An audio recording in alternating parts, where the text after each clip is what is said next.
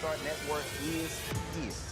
Hold no punches. I'm real revolutionary right now. Support this man, Black Media. He makes sure that our stories are told. Thank you for being the voice of Black America, Roland. Stay black. I love y'all. All momentum we have now, we have to keep this going. The video looks phenomenal. See, there's a difference between Black Star Network and Black-owned media and something like CNN. You can't be Black-owned media and be scared. It's time to be smart. Bring your eyeballs home. You dig?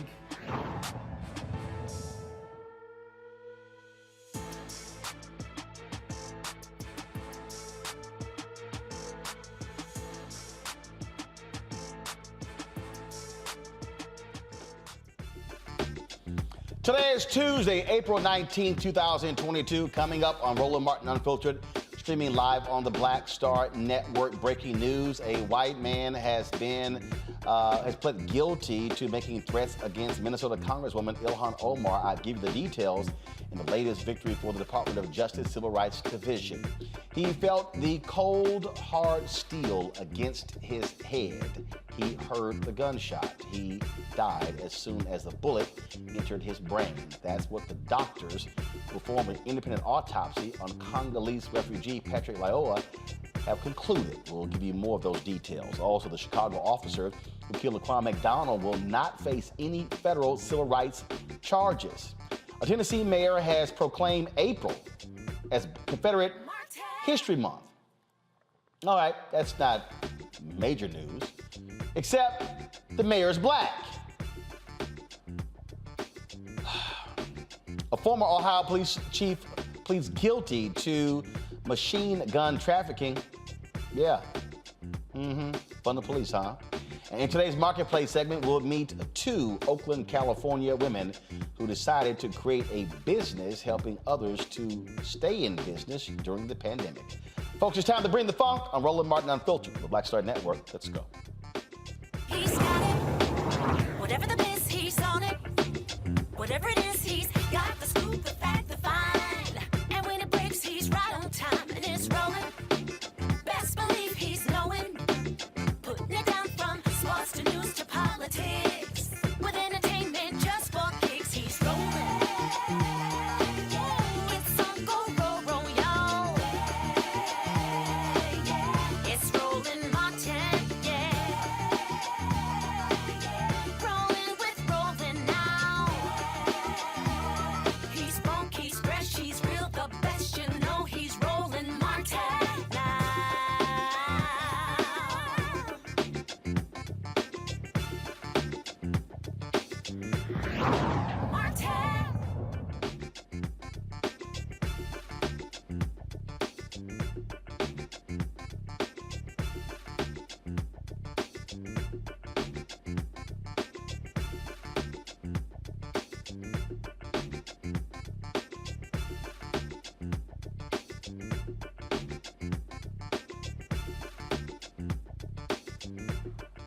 Folks, white racists continue to make attacks against black members of Congress. Well, those racists also will find themselves in trouble. The Department of Justice announced today that a white Florida man, he has pled guilty to making threats against Minnesota Congresswoman Ilhan Omar. Of course, she, has engendered a lot of controversy, if you will, in Congress, and she has really ticked off many of these white racists who out here who have been dissing her. They have been doing the same to Congresswoman Maxine Waters and others.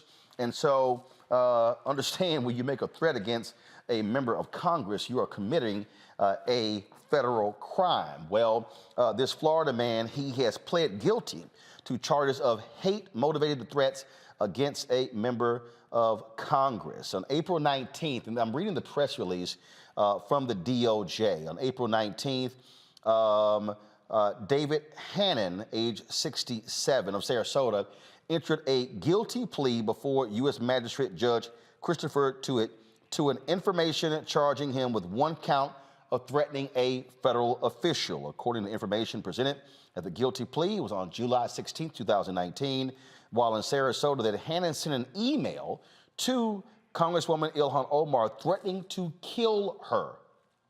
Yeah, sent an email, okay? He sent the email following a televised press conference held by Representative Omar and 3 other U.S. Congresswomen. In his threatening email, which had a subject line that read, "You're dead, you radical Muslim," Hannon referred to Congresswoman Omar and the other Congresswomen of color as, quote, radical rats, and asked Congresswoman Omar if she was prepared to die for Islam. Literally, that's what he actually wrote. Is she prepared to die for Islam? Folks, it is, when you look at these attacks, when you look at these emails, when you look at what is being sent to these members of Congress, understand that these things are happening on a consistent basis. And unfortunately, this is what they have to deal with on a regular basis. Not only that, he also said, the email further stated that Hannon was going to shoot the Congresswoman in the head. This is a quote from Kristen Clark, who is the Assistant Attorney General for Civil Rights Division. "Threatening to kill our elected officials, especially because of their race, ethnicity, or religious beliefs, is offensive to our nation's fundamental values. The Justice Department will not hesitate to prosecute individuals who violate federal laws that prohibit violent, hate-motivated threats. All elected officials, regardless of their background, should be able to represent their communities and serve the public free from hate-motivated threats and violence." That, of course, again, a Florida man, 67 years old, pleads guilty to threatening a member of Congress. I want to pull up my panel right now to discuss this further, because we see these things happening all too often. Joining us right now is Teresa Lundy, of course, principal founder of TML Communications, Dr. Mustafa Santiago Ali, formerly with the EPA. Glad to have both of you here. Teresa, when we talk about these threats, I mean, this is something that is consistent. Congresswoman Maxine Waters talked about on January 6th how she absolutely believed that had she been attacked in the halls of Congress, that she would have been killed by those white domestic terrorists on that particular day. There have been other individuals who have pled guilty to making threatening comments against her and others. And she has made it clear she will not tolerate it as well. This is what our folks are dealing with, especially the black members of Congress. Yeah, and it's so unfortunate because, African American and the brown members of Congress, they are there to serve the underrepresented minority population. And so for them to be, ridiculed and unfortunately threatened and harassed because of what their preferences is or what their religious beliefs is, it's intolerable. We live in a country where it's supposed to be the land of the free, home of the brave. And then when we have courageous leaders that is supposed to stand up for black and brown communities, what we see is another side of America, the racist side, the hateful side, come and try to take down our black and brown women. But again, these women who got into congressional leadership are not weak women. These women have a strong track record of going against the odds and making sure that their voice is not only heard, but understanding that they also have a backing that is also countering that. But again, we just have to make sure that we also are upholding these women that are in public office, but making an example of those who want to come against them. And these threats are real, Mustafa. When folks say we're going to kill you, keep in mind it was former Congresswoman Gabby Giffords who was shot in the head by an individual at a grocery store in Arizona. She survived, but she still has been greatly impacted and has not fully recovered from those gunshot wounds. You have to take it serious. Sometimes folks will think, oh, well, this is just somebody who's just spouting off rhetoric. We've seen, as you just mentioned, both she and others who've had to deal with these types of situations. I've worked on Capitol Hill. I've worked for federal agencies. And I know that there are those individuals out there who, one, want to try and scare people, then there are others who take it to another level.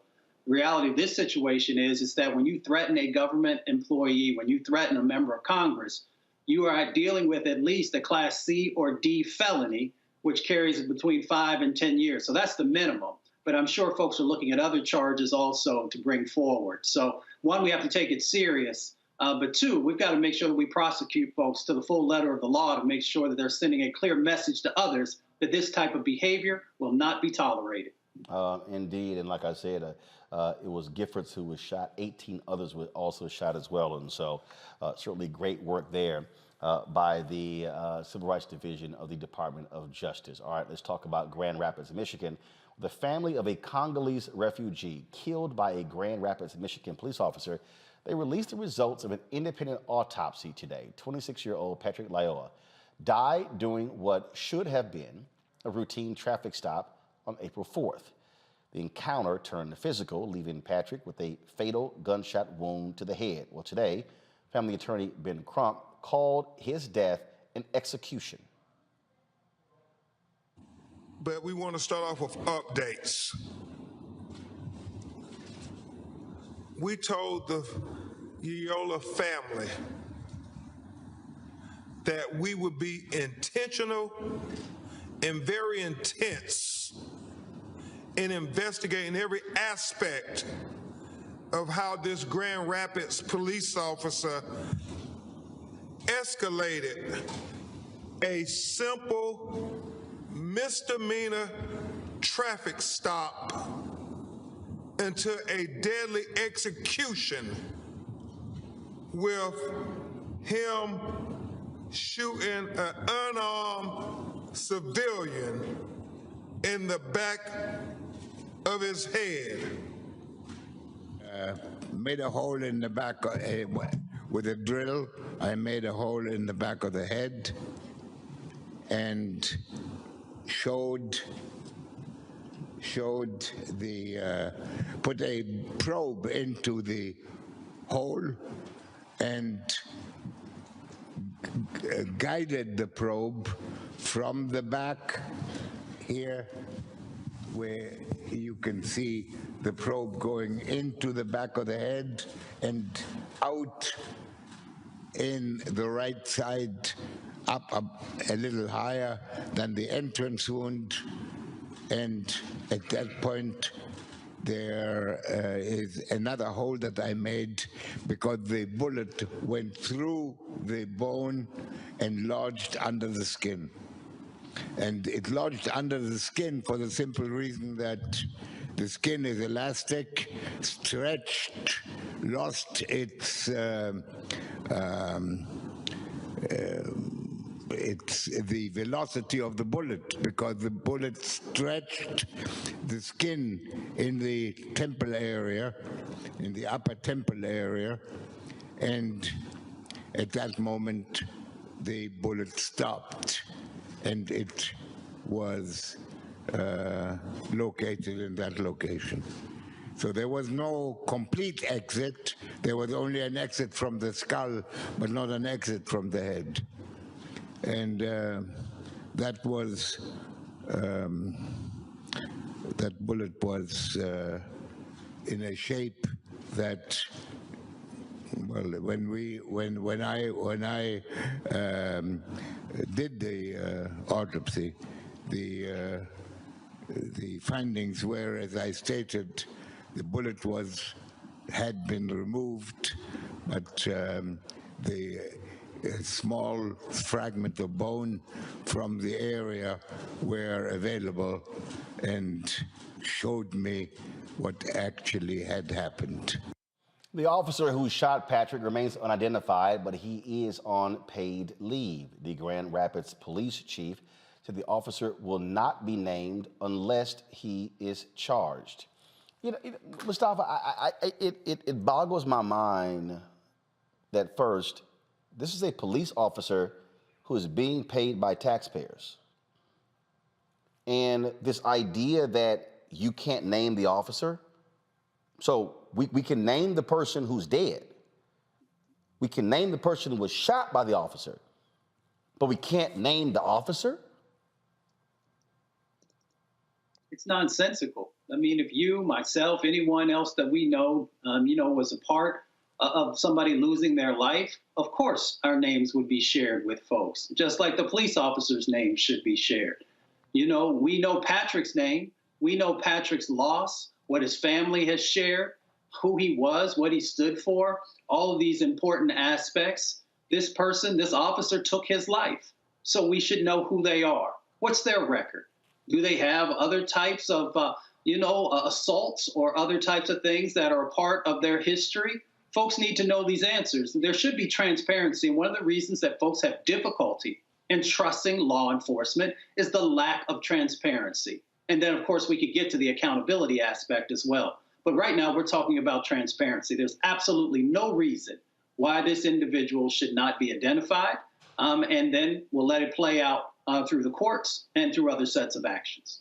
It's one of those things that keeps happening, Teresa, where people, have this view that we already know the massive protections that police officers have. But the fact of the matter is, if an officer does something, we as citizens have a right to ask for that officer's name and for their badge number. I'm sorry, you're going to say he's only going to be named if he gets charged? Yeah, it's almost like, the officers are held at a higher standard where, they feel personally attacked or harassed by citizens who are tax-paying citizens who are paying these police departments to do their jobs. But we're not really taking into consideration or in account the amount of worry that the family and the public has to go through. So what, the officer is being harassed? So what, they may get a few calls. Let's think about the family individual whose life has been lost because of this incident, because of the misguided practices that has been going on for centuries against Black and brown people. But we have to keep when we talk about, funding or defunding or redirecting funds from the police department, those are some of the asks that we need to talk about. Transparency in every investigation. We shouldn't have to outsource a special investigation or an independent report in order to get some answers, or we have to wait until an officer is charged. I think it's unconstitutional, and I think it's not feasible to the rights of everyday taxpaying citizens. Mario Solomon Simmons Jones is, of course, attorney out of Tulsa, Oklahoma. Mario, we see this happen in numerous cases as well, where there's attitude that police get the benefit of the doubt. And here's this case: this 26-year-old man is dead, shot in the back of the head by the police officer. We've actually seen the video as well. But this notion that you don't have to name him. To me, it's silly. Well, it's silly and it's illegal, because anything public dollars, any public expenditures or public employment should be public. We should know who these people are. This is no different than these other countries that we call states sponsors of terror, or other things that the United States like to call other countries, where the policemen run around with masks on their face. This is the same deal. This police chief is keeping this officer masked up. This officer that we saw shoot this young man in the back of the head, execution style. It is outrageous. It is ridiculous. In this country, they have set police officers up as a special class. They get special protections. They get special laws. And listen, here's a little known fact. Being a police officer is not a top 20 dangerous job. They want to make it seem like being a police officer is one of the most dangerous jobs you can have. That's not true. This is a ridiculous, outrageous that this young man can be killed in this fashion on video, and this officer can just we don't even know who this guy is. I'll give you an example also. I represent 7 African-American women that were raped by a white officer named Daniel Holtzclaw here in Oklahoma City. He was convicted, given 263 years in prison. Oklahoma law requires that victims know where their victimizers are in prison. They refuse to let us know where he's actually in prison. So that's the type of special treatment they get to offer. Even to this day? Even to this very day. In fact, when we deposed him, the state of Oklahoma, we had to pay $2,200 for him to be transported from wherever he was, brought down to the facility. We were put in a prison. This guy is a convicted serial rapist. He was not shackled. He was not in chains. They bought him McDonald's while we sat there and had to pay for the opportunity to talk to him or depose him. That's the type of special privileges that the police officers in this country continue to receive because this system is set up to degrade, to demean, and to destroy Black communities, period. And that is certainly just utterly nonsensical, but we see it happening all the time. All right, folks, got to go to a break. We come back, more on Roland Martin Unfiltered, including the former cop who killed Laquan McDonald will not be facing federal charges. We'll tell you about that. Folks, don't forget to join our Bring the Fuck fan club. Also, download the Black Star Network app. Download it on every available platform. Our goal is to get 50,000 of our downloads by May 1st. Apple phone, Android phone, Apple TV, Android TV, Roku, Amazon Fire TV, Xbox One, Samsung Smart TV. You also can join our Bring the Funk fan club. Every dollar you give goes to support this show. And of course, P.O. Box 57196, Washington, D.C. 20037. That's 0196. Cash App is $RM Unfiltered. PayPal is paypal.me/RMartinUnfiltered. Venmo is RM Unfiltered. Zelle is Roland at RolandSMartin.com. Roland at RolandMartinUnfiltered.com. Some of the comments from folks, let's see here. From Lillian, I vote, it doesn't matter. Look at Judge K.B. Jackson. Holla. Of course, on the back of her quote was a card from Eleanor Roosevelt. True patriotism springs from a belief in the dignity of the individual, freedom and equality, not only for Americans, but for all people on earth. Lillian, we certainly appreciate you supporting the show here. Let's see here. Hi, Roland. I watch your show every day. I love what you do for us.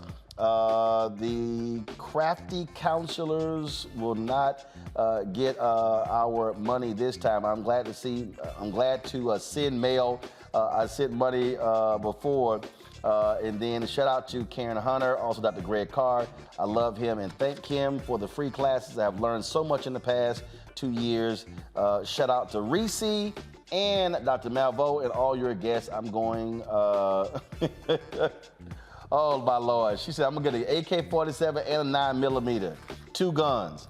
I guess she getting ready. Love you, and send her a check this time. Matter of fact, she even sent a photo as well. And so I appreciate. Oh, Greg, now remember y'all, we had a brother who was flirting with Erica.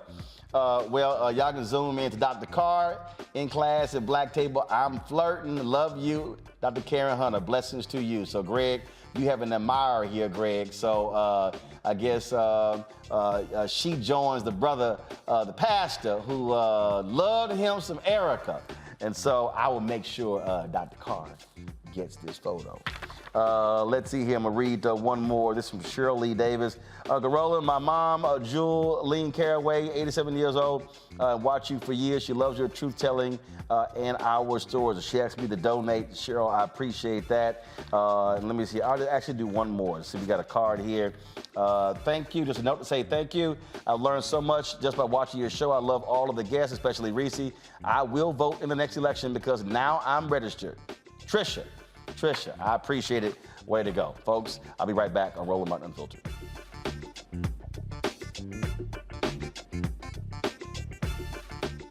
I'm Dr. Jackie, and on A Balanced Life, it takes a village to raise a child, and truer words have never been spoken. If you're raising a child, you know that it's a blessed challenge like no other. Even more so if your child has a disability. We'll talk to parents and our expert panelists about the best way forward for your child to help you maintain your own sanity on A Balanced Life with Dr. Jackie on Black Star Network.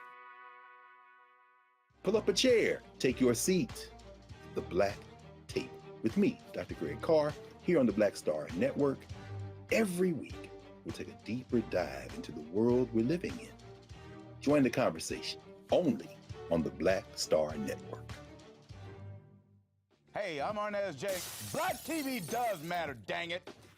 Hey, what's up, y'all? It's your boy Jacob Lattimore, and you're now watching Roland Martin right now. Stay woke.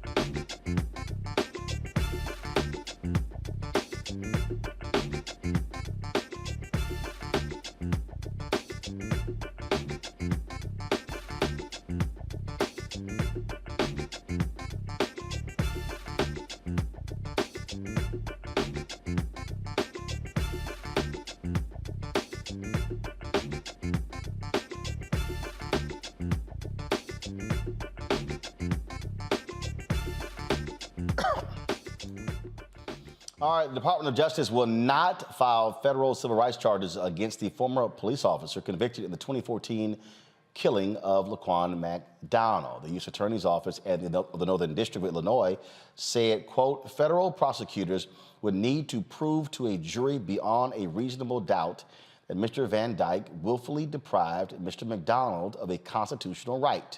To do that, prosecutors would have to prove not only that Mr. Van Dyke acted with the deliberate and specific intent to do something the law forbids, but also that his actions were not the result of mistake, fear, negligence, or bad judgment. It requires federal prosecutors to prove beyond a reasonable doubt and Mr. Van Dyke was what he was thinking when he used deadly force, and that he knew such force was excessive. The federal law presents a very high bar, more stringent than the state charges on which Mr. Van Dyke was convicted. Of course, Jason Van Dyke served 3 of his 6-year sentence. He was convicted in 2019 of second-degree murder and aggravated battery in the death of Laquan McDonald. I'll start with you, DeMario. Former Attorney General Eric Holder often complained about this high threshold that federal prosecutors have to meet. Congresswoman Sheila Jackson Lee, who sits on the House Judiciary Committee, she has often said that federal prosecutors are being too timid, that frankly they need to be more aggressive.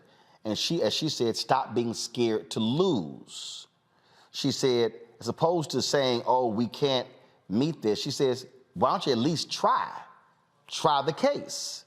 Other people say the exact same thing. Do you believe that the Department of Justice is being too timid, or the U.S. Attorney's Office is being too timid when it comes to prosecuting these cops for violating the civil rights of individuals who they shoot and kill? Absolutely, the Department of Justice is being too timid because they show us so many times each and every day that Black lives do not matter in the United States of America. They refuse to utilize the tools that are available to show people that if you do this act, we're going to prosecute you. Listen, every case in America, every prosecutor, when they take a case to trial, they have to prove beyond a reasonable doubt. That is the absolutely standard, right? And so they only want to bring cases that they believe that they can win 100%. Well, guess who's on the receiving end of most of those cases? People, Black people that look like you and I and the rest of the panelists tonight. The reality is these laws are set in place for prosecutors to do their job, prosecute these individuals, and try to get convictions. Even if an individual is not convicted, it means a lot to have to spend resources, time, energy, and have the stress of being prosecuted like the criminal that this particular individual is, who shot and killed Laquan McDonald, shot him from across the street. He was a far distance away. I think he shot him 16 times.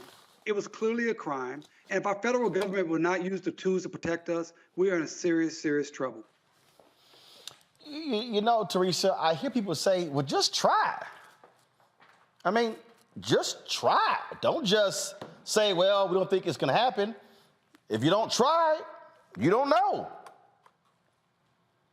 Yeah, but we're dealing with leadership who doesn't try. We're dealing with leadership who chooses the path of non-public opinion, where they don't or are not being as courageous as we want them to in trying a case. Like, we are unfortunately finding ourselves with leadership who doesn't want to take that chance than they would have, some years ago. And so we're in this space of, leadership that is saying, we're not going to do this because if, and, or what, versus the public opinion, which is saying, if you did try, let's see the results. And so we now have, Brother Laquan is now laying by the wayside because no one's trying, and how is that getting justice? How is that renewable or opportunity for the family to see justice under law? We're not going to see anything because no one's trying. Mustafa. Every landmark case throughout history had a high bar, but we had attorneys that were willing to step up and to push, whether those attorneys were in the government or they were in outside practice. So for folks to say, it's just too tough, or we don't think that we can meet the high bar, that's just a cop-out. In my time in federal government, I used to have conversations with officers of general counsel and a number of agencies and departments who often would not take the tough cases because they were afraid that they might lose. Now, by no means was that everyone, but there were far too many. So the question becomes, do we have the right set of attorneys who are representing us at the Department of Justice, at EPA, at HUD, transportation, so forth and so on? Because if you're not willing to do what's necessary, what the people are asking you for, and those who are paying your salary, then maybe you should find something else to do. Well, Roland, can I say one other thing? Yeah, go ahead. I've been involved in these cases personally, just the last one with the Terrence Crutcher case. A lot of people don't realize that these decisions come from main justice. They're not done from the individual U.S. attorney office in that particular state. These decisions to make these type of civil rights claims, civil rights cases, go through D.C. And so when Teresa talked about leadership, that's what we need. We need leadership from the top down that says, we're going to do this. Even Eric Holder. He was the attorney general. He could have said, look, we're going to prosecute these cases, win, lose, or draw. They make the decision. Well, and when you talk about that, even when you think about the case of New York with Eric Garner, that I don't even know if they've even actually made that decision. Let me see. Did they ever make a decision on that? I think it took them like 6 years to decide that they were not going to prosecute. And so, it's not just the Biden administration. It's not just the Bush administration. It's not just the Obama administration. It has been every administration in this country has refused to utilize the tools and the laws that are on the books right now. That's why when everybody was so excited about the Emmett Till Act, that was fine. But let's just utilize the laws on the books right now. Prosecute those particular laws. Hold people accountable, just like we were talking about with the brother that was shot in the back of the head. Hold people accountable with the laws that are on the books right now, and stop giving us symbolism and putting up new shiny balls when you won't do what's available right now. It was 5 years. I'm trying to understand, how the hell does it take 5 years to decide to file federal charges against the cop? 5 years? I mean, under the Obama administration. This is the New York Times story right here. Eric Garner's death will not lead to federal charges for NYPD officer. The decision was made by Attorney General William Barr in 2019, but the death happened in 2014. Right. Mustafa, I don't get that. 5 years? I mean, it takes you 5 years to review evidence? Well, I don't want to get in the head of the legal team at that time, but I will say that I have seen instances where folks will let the clock run out and push it to the next administration. I'm not sure if that's what played out in this instance, but I know that sometimes does. Well, this came, Teresa, right before it expired. So it was, literally, that took all that time. But, again, Eric Garner was killed on July 17th, 2014. Obama doesn't leave the White House until January 2017. So the Obama Justice Department had 2.5 years to investigate this case. You trying to tell me it takes 2.5 years and you punt to the next administration and then they take 2.5 years? No, what we're seeing here is the pass through and pass along.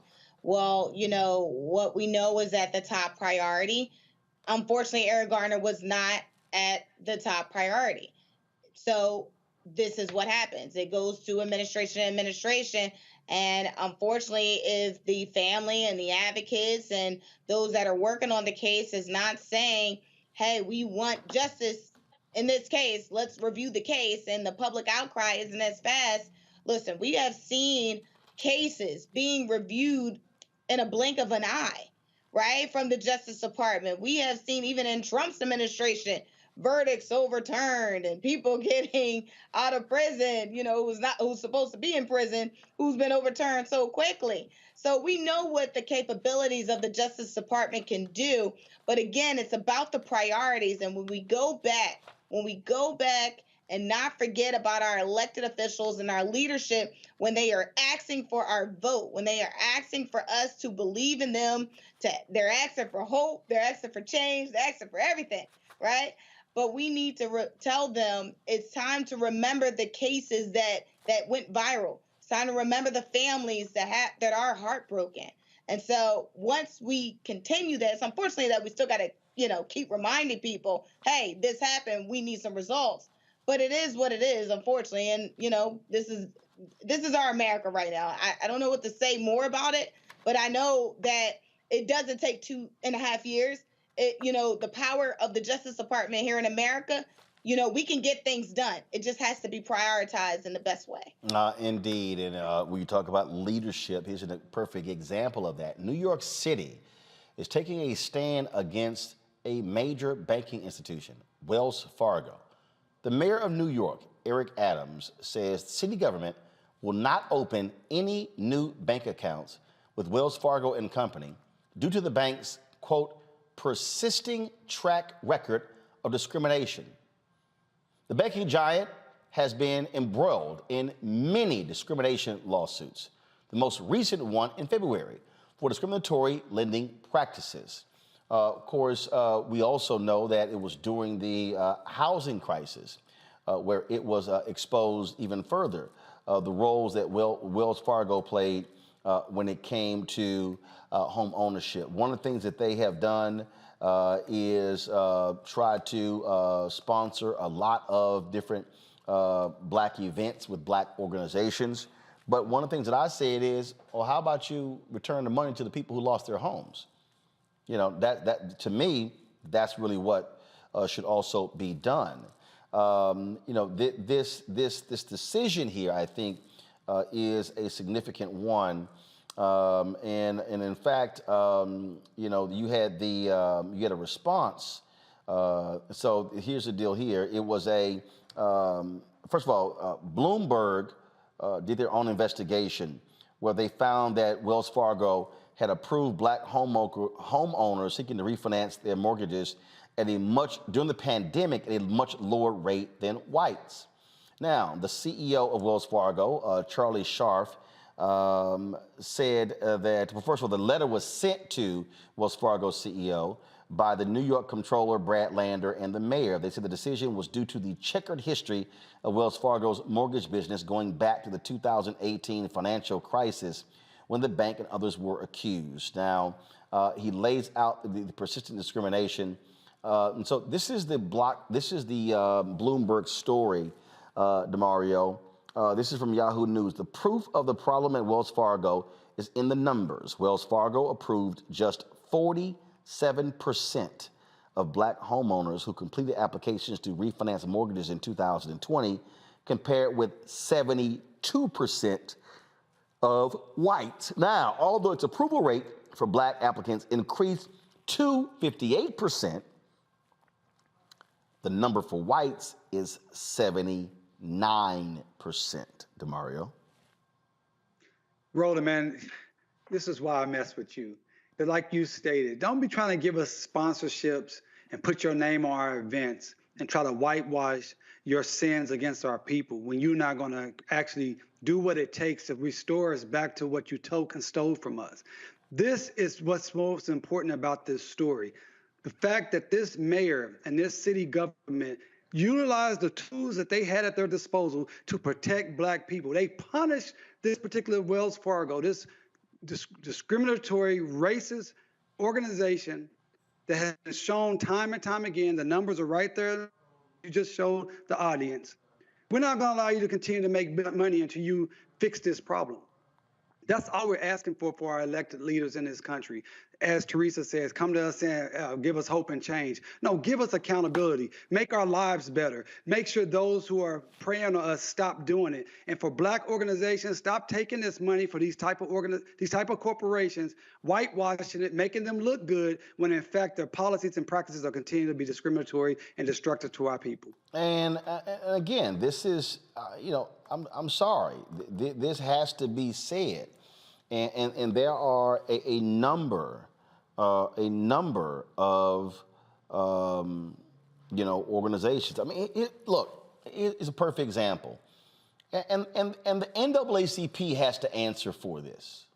Okay, they have to answer for this. This was just 2 years ago, where Wells Fargo announced they were making an investment in African American community-based banks. NAACP sent this release out. And then says today Wells Fargo announced an additional $50 million investment in programs supporting economic growth in African American communities across the country. The NAACP applauds this investment and its prospect to build Black financial power. Okay, so here's a perfect example. The quote says, African Americans have disproportionately been denied access to financial resources that can lead to wealth building and economic independence. In partnership with organizations and companies such as Wells Fargo, NAACP encourages initiatives centered on economic inclusion and financial participation of the Black community. I get it, $50 million. But how much in Black wealth was lost during the home foreclosure crisis? There you go. Billion. That's the real issue, Teresa. How much money was lost? Well over 50 million. So it's interesting. What I've seen, since that press release actually went out, I mean, even if we look at the last 2 years, we've been seeing an uptick in two things. I'm going to just say personally what I've seen. Hopefully everybody else has seen it as well. Wells Fargo has been making a very intentional sponsorship buy to organization and nonprofit organizations. Well done. They've also been hiring more Black and brown people in their front office. Not sure if they're in the back, but they're definitely tellers, right? They're branch managers, they're associates. That's also awesome, right? But when it comes to, and again, that goes back to the numbers, which we're talking about right now, the numbers have been on the decline for more refinancing options. And why is that happening? The reason why it's happening is because the market has increased during the pandemic. Those who are looking for home ownership, if you were looking for a house in 2020, and then you're like, hey, I'm done living in this area, I'm actually going to the suburbs, what you will find is that your house has more than 20% of an increase. I know that's true because I was personally looking for a home during the pandemic to be a homeowner. And when I tell you the rates that I was seeing and even the showings, even down to the showings, that's a whole nother story, right? If you have a Black real estate person, showing you homes and you can't get in the door, but if you reach out to somebody else who's not Black or brown, that you get in 20 minutes. So that's a whole nother story. But I think when we start looking at some of the refinance, let me go back to the topic, right? Refinancing applications, you start to see the denial and the additional paperwork that is needed. Instead of 2 years, you're now asking, 3 to 4, right? And then it's long wait times, which means you probably missed your opportunity on getting that property. So we have to do more. Wells Fargo needs to do more. It's not even a we at this point. Corporations and banking institutions have to do more if they say they want to do more to getting us into these properties. But again, we can't just keep co-signing on these press releases, right? We have to follow up. Institutions that have power need to follow up and make sure that change is happening. If not, then we have to stop giving quotes. We have to stop signing off, because once we get the quotes and we stop signing off, the people is at risk. So we have to follow up and make sure the assessment points are ready. Because again, look, I'm part of the denial, right? But there were some other factors. I'm like, well, I just got approved over here. Why am I getting approved over here? So yeah, This story is definitely hitting home. It's hitting the next generation. As we talk about generational wealth, this is something that we have to make sure that is in our best interest moving forward. See, the thing for me here, Mustafa,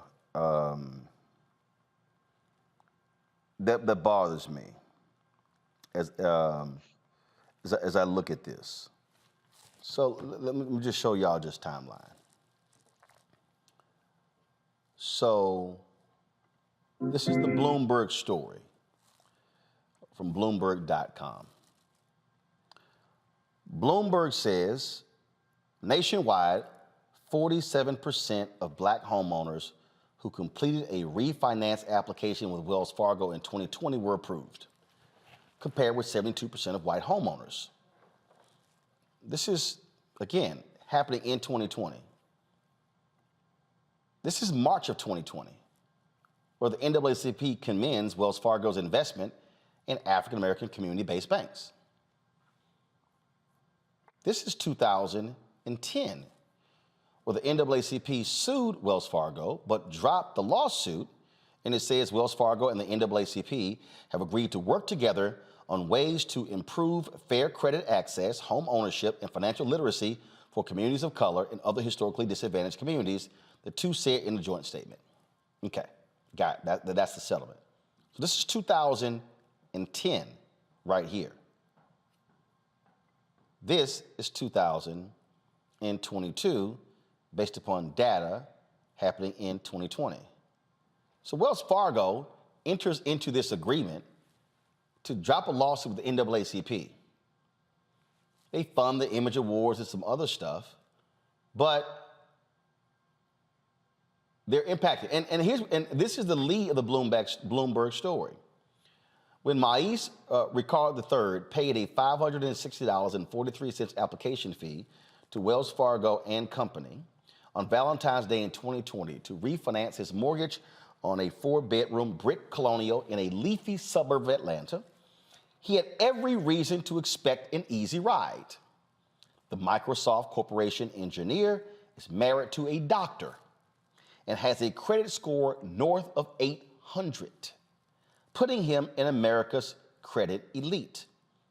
The loan officer at the bank even told him he was probably eligible for a fast-track appraisal. It didn't take long for problems to appear.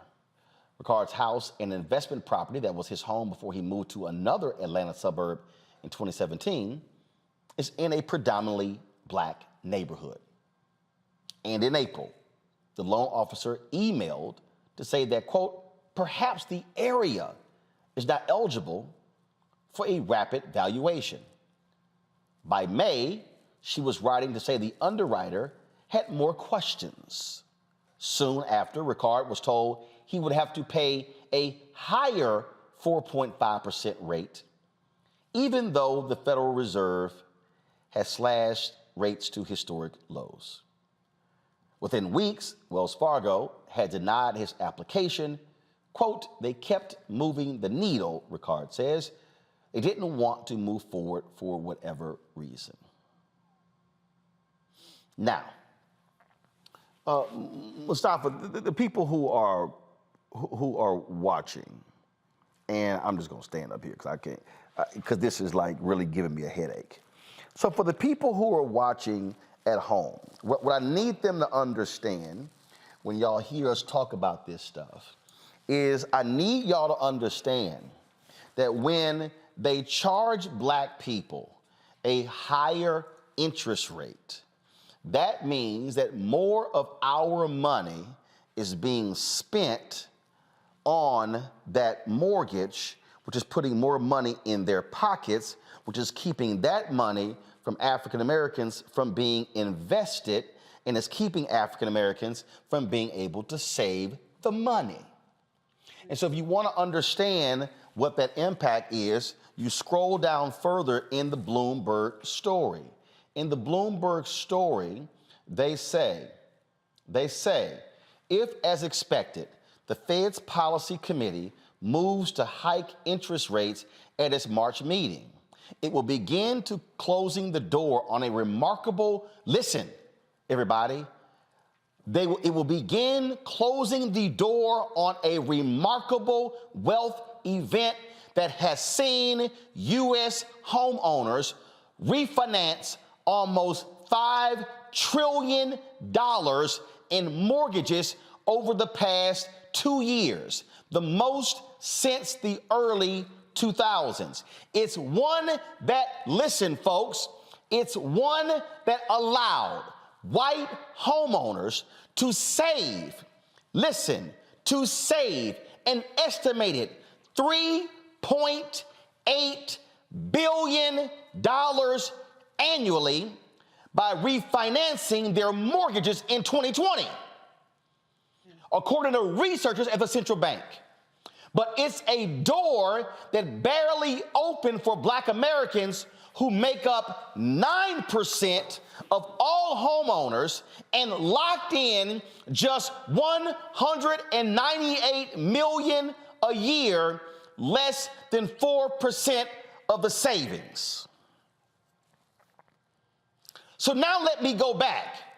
I just showed you white homeowners saved an estimated $3.8 billion. Not all of that money was with Wells Fargo. That's the total amount of money. So let me flip over here.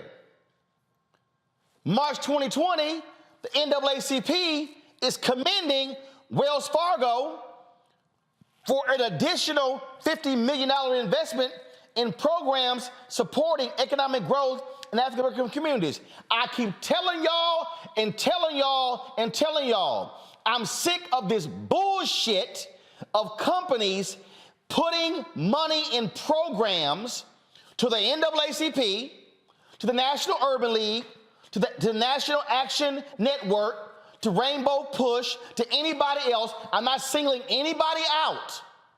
But what I'm tired of are companies sending money, putting money into Black organizations that pales in comparison to the money that they are not actually giving to Black people. So when Mark Morial was on here last year, and I was talking about Pepsi, and with his State of Black America report, by the way, Urban League, y'all don't want to come on my show this year to discuss State of Black America report? Come talk to Black media. I saw the story was given to white media. I'm just saying. So here's my problem. And I said it. And I'm going to say it right now. PepsiCo.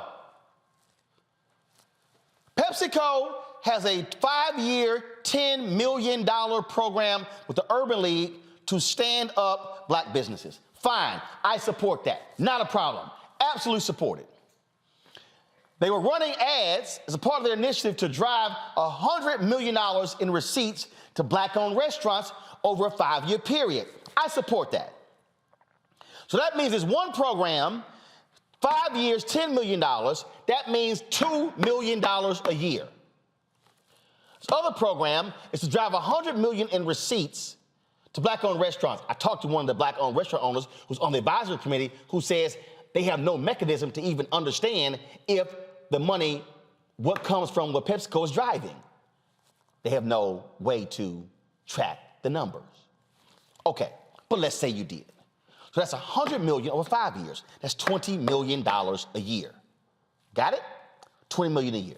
Okay, so we got the Urban League program over here, $2 million a year. We got this over here, that's $20 million a year. Gotcha. So that's $22 million.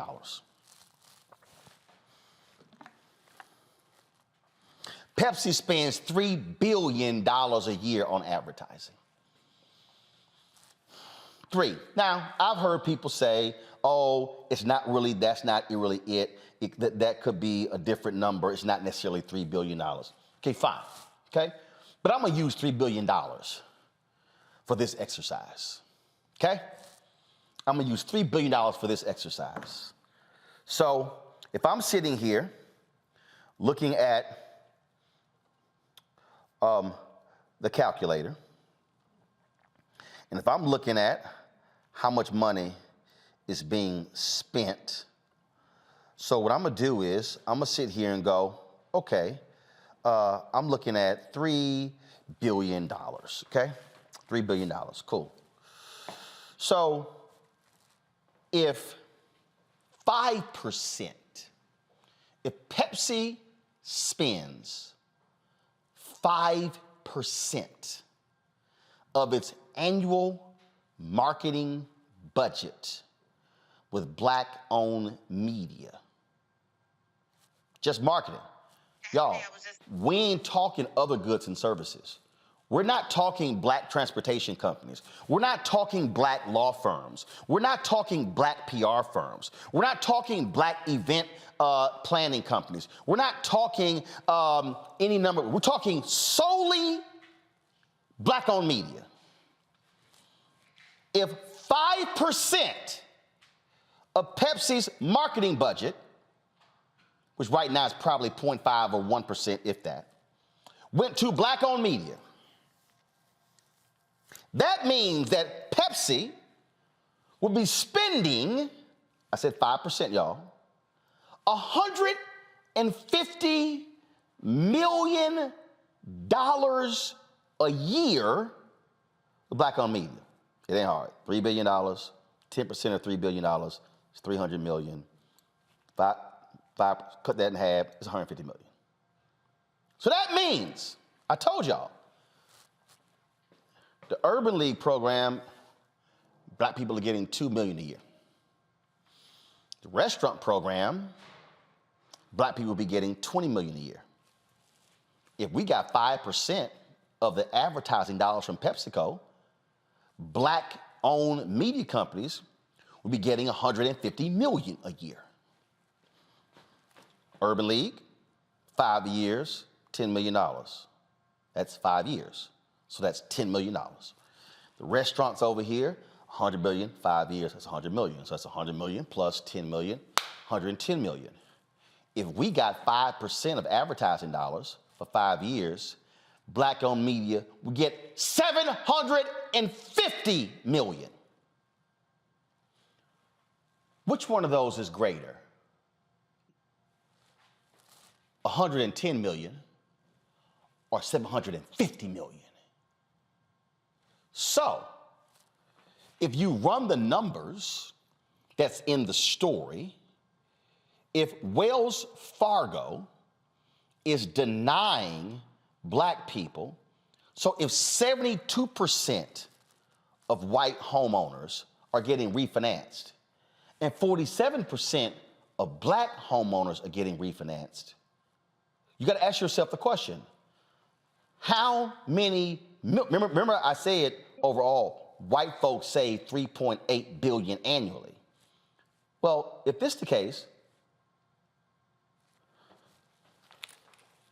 what's annually the millions that black people would save if we were refinanced at 72%?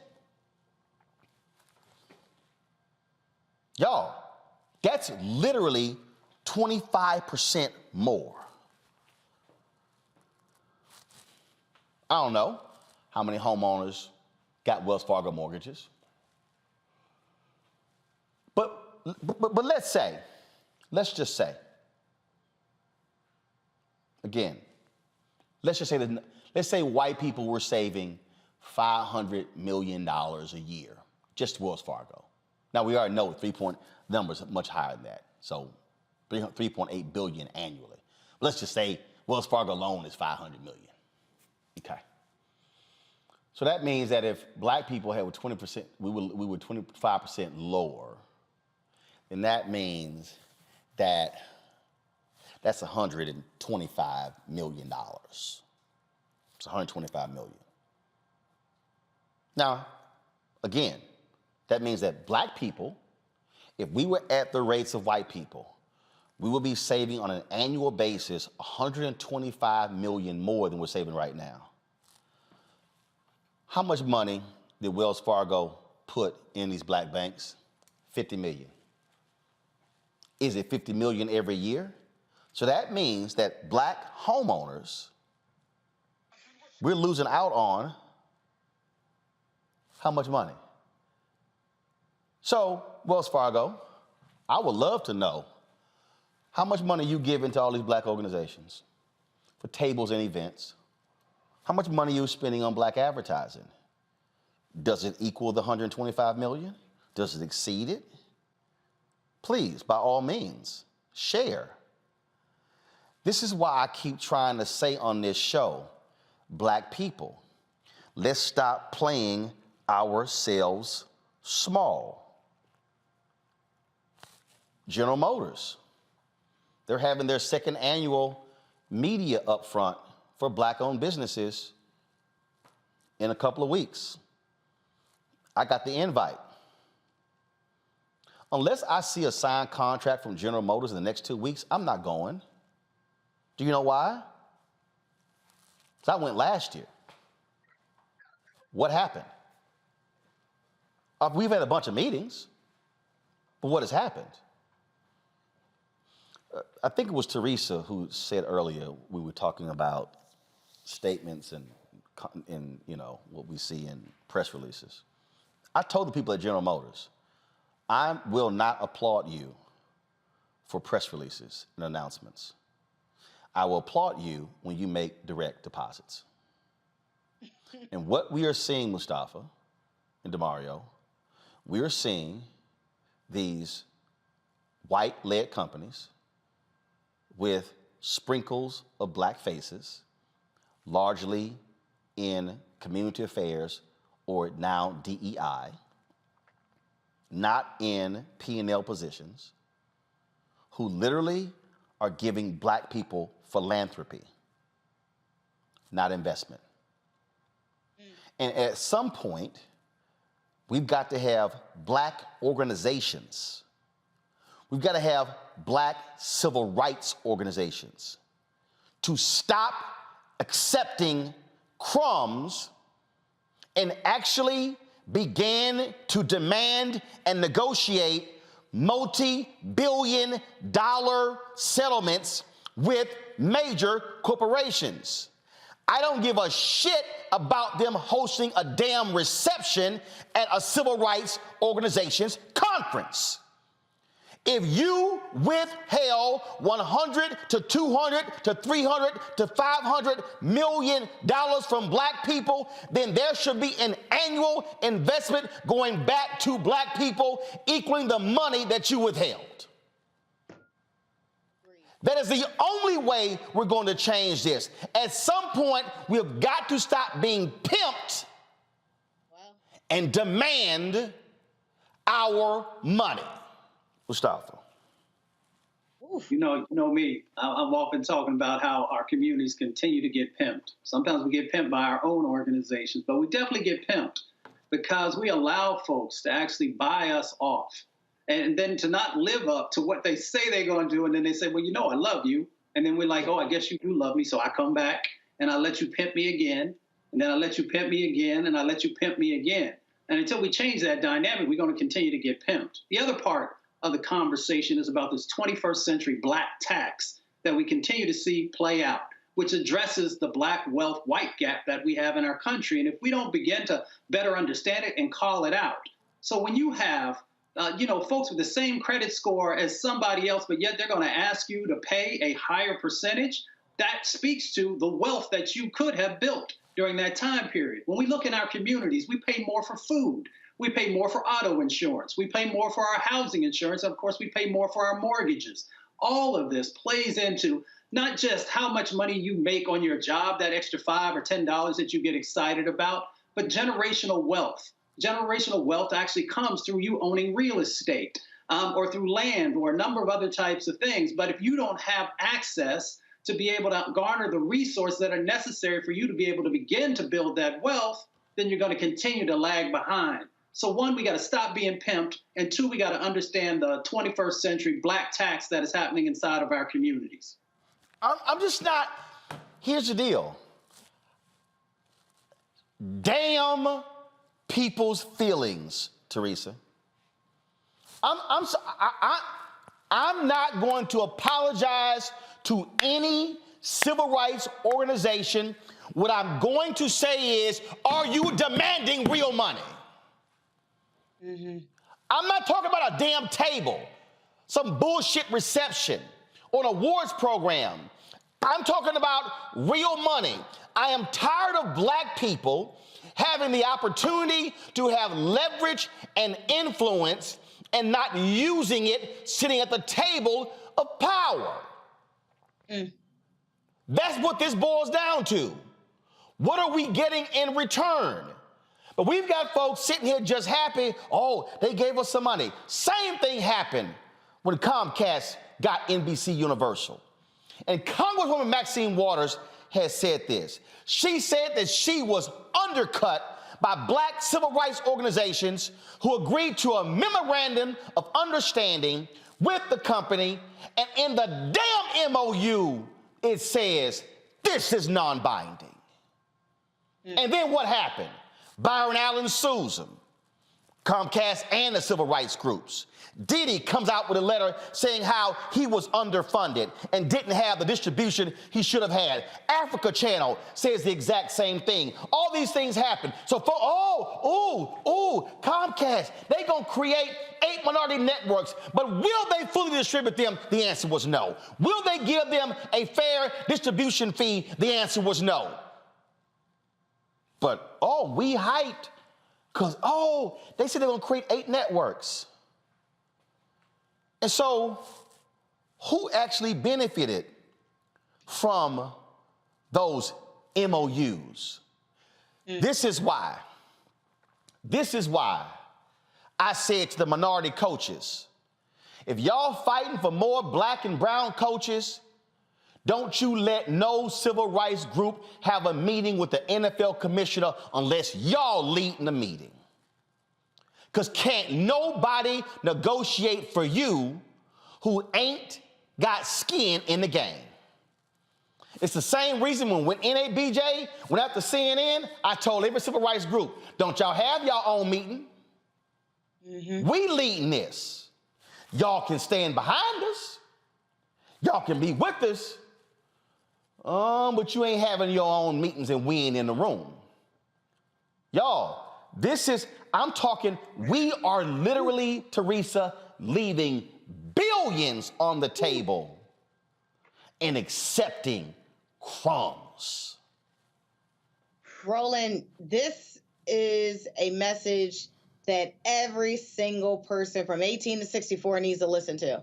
Like, you guys got me on mute, but I've been wanting to say amen, testify, and moreover, because once you get an understanding, right, about Black economics and what we're actually really talking about here, right? I'm a millennial. I have no problem with saying that. I'm a millennial. I know Black people, we age gracefully, but like literally I'm a millennial, right? But some of the issues that I've been going through and some of the experiences that I've heard from some of my counterparts is exactly this, right? I remember NABJ when I believe CNN didn't even want you in the room, right? And you're a part of that network. Part of the reason is why, because you actually know what the demands are, right? You know what Black economics actually looks like. So they want somebody that is literally going to ask them for the bare minimum. So no longer can we ask larger billion-dollar corporations about our fair share or about our economic worth without actually knowing exactly what we're asking for. So sometimes everybody wants to take the meeting and they're not doing the research. And half the battle is if you're not prepared to go in the room and ask for what you want, then you're just going to be given exactly what they want to give you without knowing that there is so many millions and billions of dollars at the table. And as people are saying, look, I'm fighting for my kids, I'm fighting for my cousins and my nieces and my nephews, then you actually need somebody knowledgeable in the room to understand the deal, understand the contracting process, understand basic accounting and balance sheets, right? I get at my elected officials all the time, and I'm like, listen, we can't be talking about budgets and, just making up numbers about thousands of dollars is going to these programs and organizations when we haven't had a fundamental conversation about the budget. And who knows accounting? If you don't know accounting, then we need to outsource that to make sure that somebody can get the numbers right. So half the battle is knowing the numbers and knowing your audience. And if you don't know your audience, which in this case is million and billion-dollar corporations who have made billions on the backs of blacks, and black and brown people have not been made whole. And that's why the struggle and this fight continues. And so it takes this continued wisdom. It takes the continued education. It takes, look, sometimes even critical race theory, right? For us to know where our history was and know where the economic shortfall actually came in order for us to progress in towards the future. So that's why I'm excited about this conversation, and I'm excited about learning more. But what we can't do is allow some of these organizations that is like, look, I'm okay with taking crumbs, pennies on the dollar, because that's not what's going to help continue economic growth, right? And so what I want people to understand, and what I've had to learn in almost 7 years of business, is that you have to ask for what you want. But before you go in the room and make your ask, you got to know how much you're losing. And if you know what that cost is, then you know exactly how to make your number to that organization effectively. I told y'all last year in Tulsa, watch the bullshit. I told y'all last year. Now remember, we were in Tulsa. President Biden spoke, and the same day he spoke, that morning, they had this so-called Black Commerce Street event at the convention center. And, talk about it. And Hill Harper was involved, and Hill wanted me to speak on the panel. And DeMario and others said, no, Roland, don't, that's the city, it's the white folks event. I said, no, I want to speak. And there was a reason I wanted to speak. The problem was we had to be inside the bubble where Biden was speaking by a certain time. And there was no way I could have spoken at the convention center and got over, truth be told, he ran late, damn it, I could have got there in time. But I wanted to speak at the convention center. Because do you know what I wanted to say, y'all? See, y'all need to understand, this is why y'all don't see me on Fox News. This is why y'all don't see me on MSNBC. Hell, that Black News Channel shut down on a Friday. They signed Charles Blow as a contributor on Monday. They ain't never called me for a contributor's deal because I think we know why. Let me go ahead and break it down to y'all. Go to my computer. I purposely shot these photos last year for this reason. They had Black Commerce Street. They had this whole day-long program on Black Wall Street presented by J.P. Morgan Chase and Company. Let me just give y'all a little insight to what we experience with J.P. Morgan Chase and Company. First of all, the reason why my business card is with Northern Trust is because I had 2 accounts at Chase. One of them had $250,000 in the account. When I tried to get a business card, Chase turned me down. And I said, whoa, I got $250,000? I said, y'all kiss my ass. Took all my money out of Chase and said, who gonna give me a credit card for my business? Northern Trust said, we got no problem. Boom, got the credit card. Let me tell y'all what happened last year. We were asked to submit a bid for J.P. Morgan Chase was having this Juneteenth program or something like that. So they had like all these black media companies, 18, 20 black media companies competing for not even $200,000. Y'all, that wasn't even real. But let me tell y'all what happened. Y'all gonna laugh at this. So this is the feedback we got from the agency. We presented y'all name and J.P. Morgan Chase said, well, if his show on YouTube, why would we buy ads from him? Why wouldn't we just buy more on YouTube?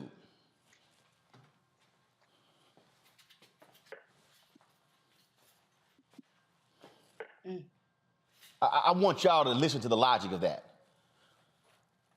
JP Morgan Chase could have said, wait a minute, we can give the ad money directly to the black-owned media company. Or we can give it to the trillion-dollar publicly traded company called Google. Well, hell, we already buying Google. YouTube, we just give it to you. Did y'all hear what I just said? Yeah. Matter of fact, I was asked to contact the CMO, the Chief Marketing Officer of Chase directly. That's interesting, because I've sent Laura Rossi multiple emails. She never bothered to respond. Look, I ain't got a damn thing to lose calling names. Because if you ain't gave me money last year, or last quarter, or last month, or last week, or last night, ain't none today, ain't gonna be none tomorrow, or next week, or next month, or next quarter, or next year, I ain't got a damn thing to lose calling out JP Morgan Chase. But they sponsored this. Y'all, go back to the computer. It was called Black Commerce Street. Here were other sponsors, presenting sponsors. Nationwide, JP Morgan Chase & Company, Bank of Oklahoma, Combs Enterprises.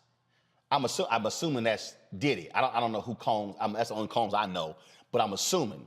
Deloitte Digital, Salesforce, Walmart.org. Just so y'all know, my advertising team has been trying to communicate with Walmart for almost a year. We ain't got no headway whatsoever. I ain't done. Here are some other sponsors. Capital Group, National Association of Counties, Category Pirates, Moet Hennessy, Prudential, I don't know what that M is, First Oklahoma Bank, Prosperity Bank, Public Service Company of Oklahoma, Boeing, QT, Vast.Bank. Oh, at the bottom there, the Executive Leadership Council. That's the group of black corporate executives. They were all sponsors of this Black Commerce event. Mind y'all, they were not sponsors of the Justice for Greenwood event. They were the sponsors of the city's so-called Black Commerce event. And there were prominent black people who flew in from all around the country to participate in this conference. Hold up, I ain't done. Let's go back. Presenting sponsor, JP Morgan Chase, Nationwide, Bank of Oklahoma, Deloitte Digital, American Express, PepsiCo, Citi, the American College of Financial Services, BlackRock, Aeon Opportunity Fund. These are the gold, these are all the sponsors. DeMario, you in Tulsa. You co-founded Justice for Greenwood. In the year, so this is April, anniversary of Tulsa's in June, right? May 31st, June 1st, yes, sir. May 31st, June 1st. This was, let me go back just so y'all see. Let me zoom in. Y'all see this? It said at the top. Do y'all see what it said at the top? Let me zoom in more. 1921, 2021, Tulsa Race Riot Massacre Centennial Commission Economic Empowerment Day, June 1st, 2021. These are the presenting sponsors. DeMario, in almost a year since that was the Economic Empowerment Day, since there was the Black Commerce Street, y'all, I took a photo of the sign. What does it say? 11 a.m., 11:45, fireside chat, importance of black entrepreneurship and shaping communities. 11:55 to 12:40, creativity and capital access, funding opportunities for the new majority. 12:50 to 1:35, the way forward, innovation and partnerships. DeMario, have y'all heard from any of these companies? Man, I got fire shut up in my bones, as my grandma would say. First of all, no, we haven't heard from these companies. Let me break it down more for the audience.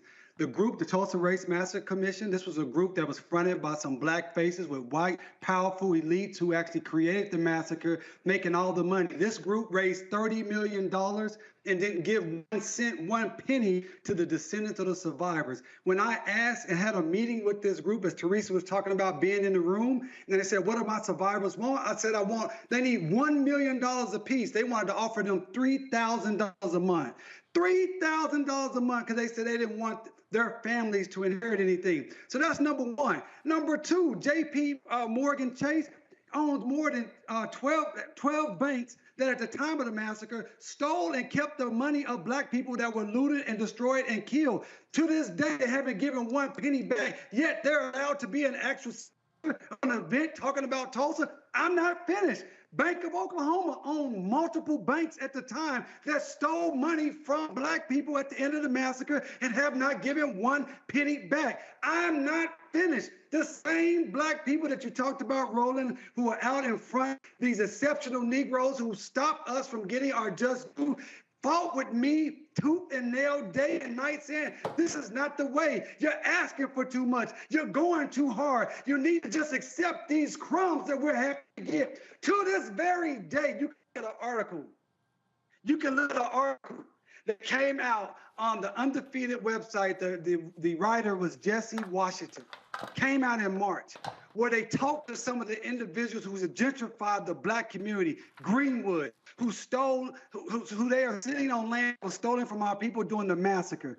These people told the article, the report, that black people should be happy about their investment because now we get to pay rent. And we get to pay rent in the investment that they made. They want us to be happy with the crumbs. They want us to be happy with the small slices, as Mustafa stated, not one to ask for what is actually just due. So to answer your question, Roland, I've been over here, I'm so fired up. Not one thing has changed in my community since that, not only from last year, but over the last 100 years where they've stolen wealth and they continue to steal wealth. And they come in and utilize our pain and suffering of the centennial to whitewash all that they have done, to put their name as a sponsor when it hasn't created one job, it hasn't put a hospital over here, it hasn't created any wealth, it hasn't stopped police violence, it hasn't stopped all the multitudes of things that are destructive to black life in America, but they all got to come here and look good. And Roland, you talked about so many prominent Negroes who came to Tulsa during that time period, made these powerful speeches of what they were going to do. We haven't seen many of those since that time as we continue to fight. That's why I mess with you, Roland, because you keep the receipts. You were here. You know that these people were so angry at us that they tried to have a smear campaign throughout the nation to say that we somehow was doing the bad thing because we were standing up for our 100-year-old survivors and our descendant community who was devastated. I appreciate you, Roland. I appreciate this conversation. I appreciate us telling our people to continue to demand and only accept what is actually owed. Stop with these damn piecemeal, these little bite-sized pieces of what we actually owe. If they won't give us what we owe, don't take little bite-sized pieces of stuff that make them feel good and make them live good, look good. Boy, you got me fired up over here. You got me fired up over here, Roland. You got me fired up over here. These little, and then you talked about DEI, this diversity, equity, inclusion, that they put so many black people in. They have zero power. They don't really have many budgets. They have these award shows and they give around these different awards to different organizations and say, oh, this is a diverse company for the year. But this company is not putting real money in the pockets of our people. Man, this is so important. This is so important. Then another thing, they want to talk about financial literacy. They steal billions of dollars from us, but they tell us that if we just learn financial literacy, we can be fine. No, give us the money back. Give us the money back. Then we'll figure out everything else from there. Let me tell y'all something, everybody who's watching.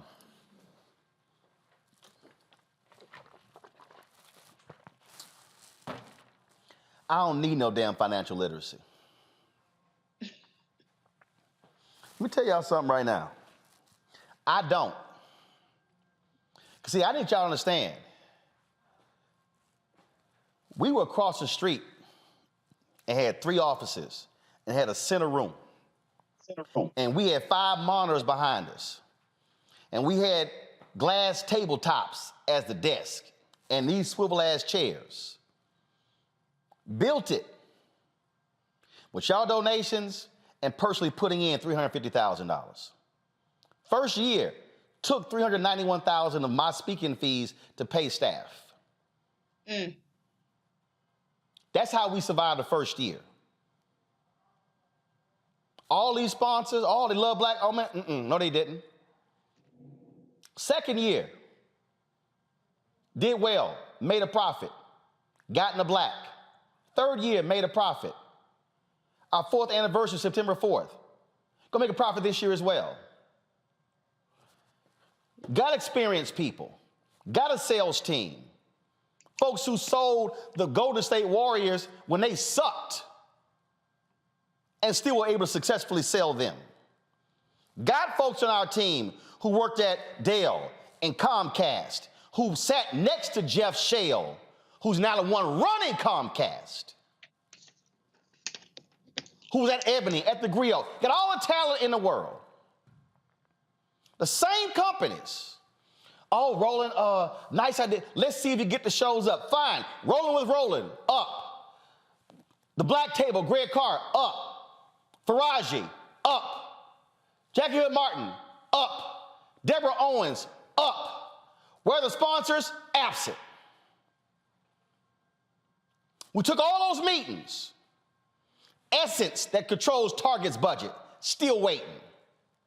Walmart, still waiting. Group M, $40 billion ad agency, run by a black man, Kurt McDonald. Nothing from them. Can't say we don't have quality. Can't say we don't have the numbers. In fact, you know what JP Morgan Chase told us? Well, the ad agency said, well, if you get your own platform as opposed to being on YouTube, then they'll fund it, because that's a lie. Because if we did get our own platform, Black Star Network, but they would tell us, hey, your numbers are too small, so therefore, we're not gonna fund you. That's the game they play. What I'm trying to explain to y'all is this here. The time has come for us to demand people who so-called speak for us that they have got to do better than ask for more. If you're gonna sit at the table of companies with billions, you better sit in a room and ask for billions. That's how it has to happen. Wells Fargo, y'all should be picking that phone up and calling us at Black-owned media and saying, hey, what can we sponsor? But I'm gonna sit here and tell you what you're giving back to the black consumers. Tomorrow, we're gonna talk about how black homeowners in Detroit were improperly taxed. What caused them to lose homes, ain't nobody getting their homes back or their money back. Y'all, we lay this out to you for a reason. We explain this stuff to you for a reason. Because we need you to stand with us when we're targeting these people. So here's what I need, and this is what I'm gonna do. Because again, I told y'all, and you know what one of the biggest problems we have? DeMario called them these exceptional Negroes. Y'all, my advertising people have been on calls where the white folks on the call ain't got no problem with my commentaries, but it's Negroes on the call who say, now Roland kind of controversial. And my people like, Negro, will you shut up? Some of the scariest folk we've been talking to were the black people on the phone. Shut up. Yep. So I told y'all they ain't sitting here raining money on us like they do BET. I showed y'all all them companies that took our ads during the BET Awards. Because see, they ain't got no problem with us laughing and giggling. Right. They ain't trying to actually have us to be informed. Right. So here's what I need right here. Because first of all, I told y'all on YouTube, I don't know why we ain't hit 1,000 likes by now. So I keep telling y'all why I got to keep asking for this. It makes no sense to me. But so y'all need to go hit that like button. That's first of all. So here's what I'm gonna do right now, and I just need y'all to understand why we're doing this here. So I need our fan base to contribute $5,000. But I told y'all, I always tell y'all what we're gonna do with the money. I am going to hire, this is why I need the 5,000. It's really gonna cost me 10, I'm gonna ask you for 5. I need the $5,000 because I'm gonna hire a freelance writer, producer, to call every single one. Go to my computer here.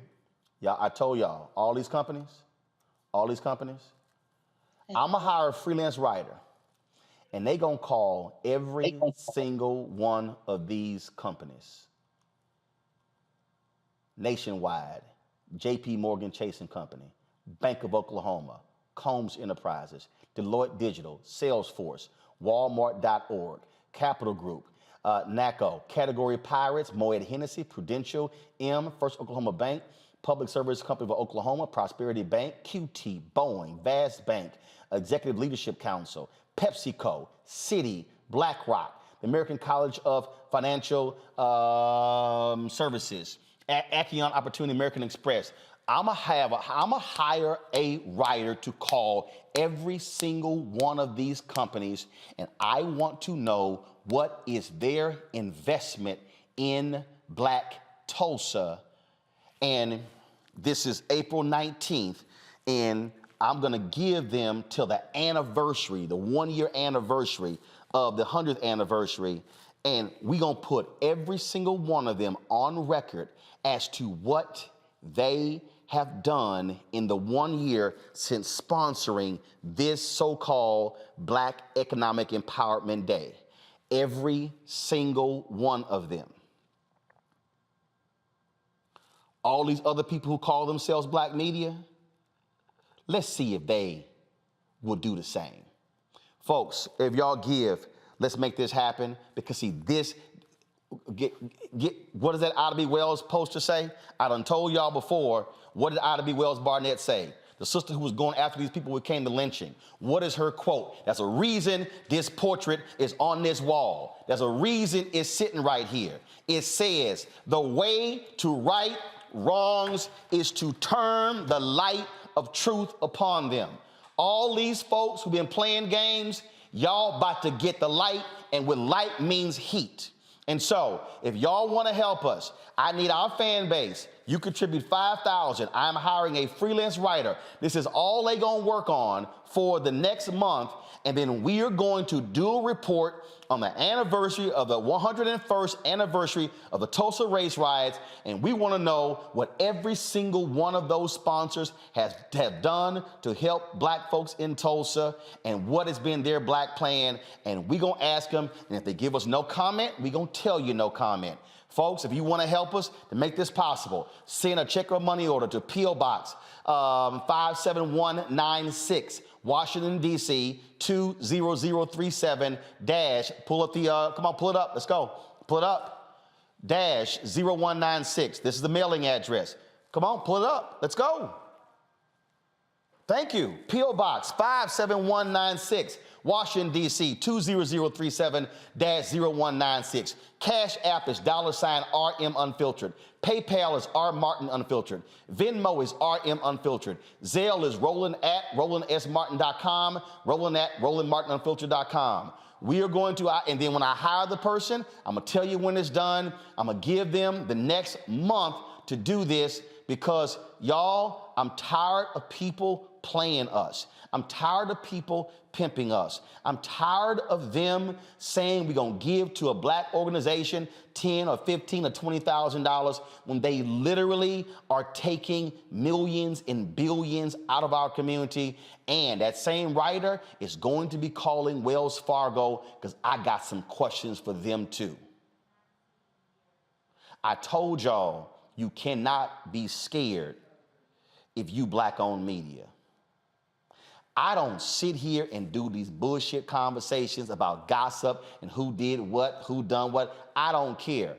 This is about where's our money. This is about us demanding respect for our community, and I'm not playing games with these people anymore. And if you are Black and you work at these companies and you're standing in the way of progress, I'm gonna start naming you too. Because enough is enough.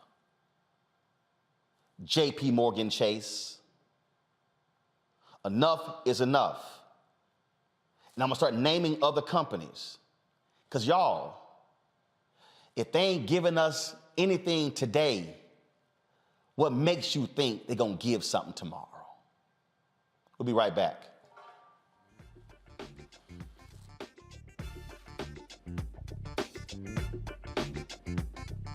I'm Deborah Owens, America's Wealth Coach. And on the next Get Wealthy, you'll meet Jandy Turner, who took her love of sports, expanded her network, and created a thriving business. I settled on developing a golf event planning business, which in and of itself has been very viable for me. One of the things that I've learned from producing hundreds, if not thousands, of golf tournaments is that business gets done on the golf course. All on The Next Get Wealthy, only on Black Star Network. When did you know that this is what I want to do? I think right after high school, because in high school I was in all the plays, but I was always funny, but I didn't know nobody would pay me for it, you know? And then I saw Eddie Murphy. This was like 84 when I saw Eddie Murphy. Eddie Murphy was the hottest thing in the whole wide world, not just comedy, but anywhere. He saved Saturday Night Live. If he hadn't started that show would be gone. He had done 48 Hours, Trading Places, his first Beverly Hills Cop, could wear the hell out of a red leather suit, and he wasn't but 23 years old. He was rich enough to pee cream, and he got all that telling jokes. I said, shit, I've been funny my whole life. I didn't know people give you money like that, so I went and got some Red Fox albums. I went down to my mama's basement where I was living anyway, and I stood in that mirror and played them albums and them jokes until I could tell them like they was mad.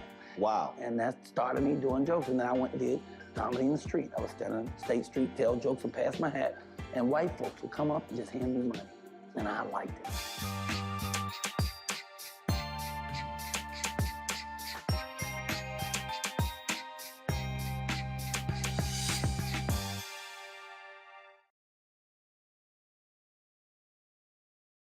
You read about it in history, you know, you talk about it, you see it on our side, you know, of the United States, but to actually come here and see where this story of slavery started, and connecting the dots, it's just a wow factor for me right now.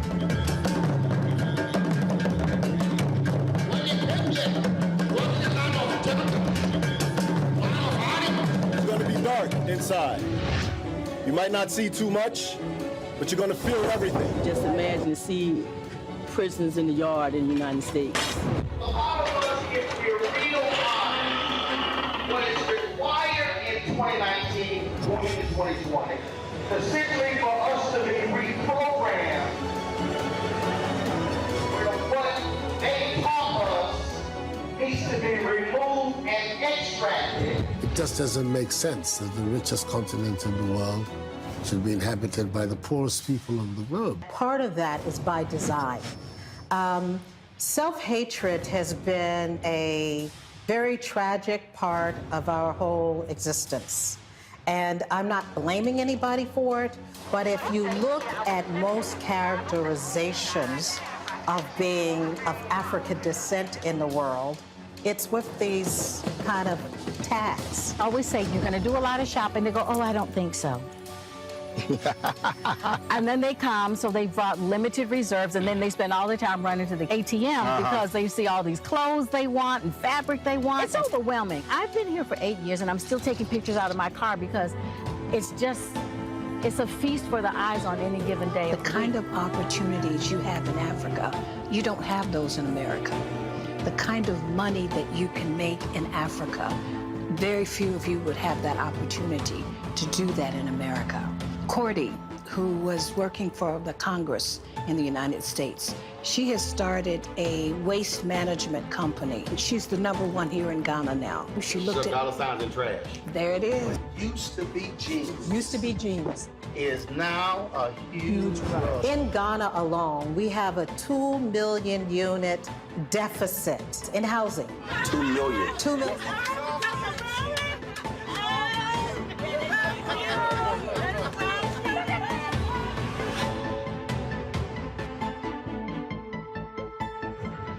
7 of the 10 fastest growing economies right now are African nations. Why in the world would we not be trying to figure out how to connect? Because the Lebanese are, the Chinese are, everybody else is doing it. We will be crazy to do it. And it's for people who look like us. We will be crazy to do it, crazy to do it, crazy to do it.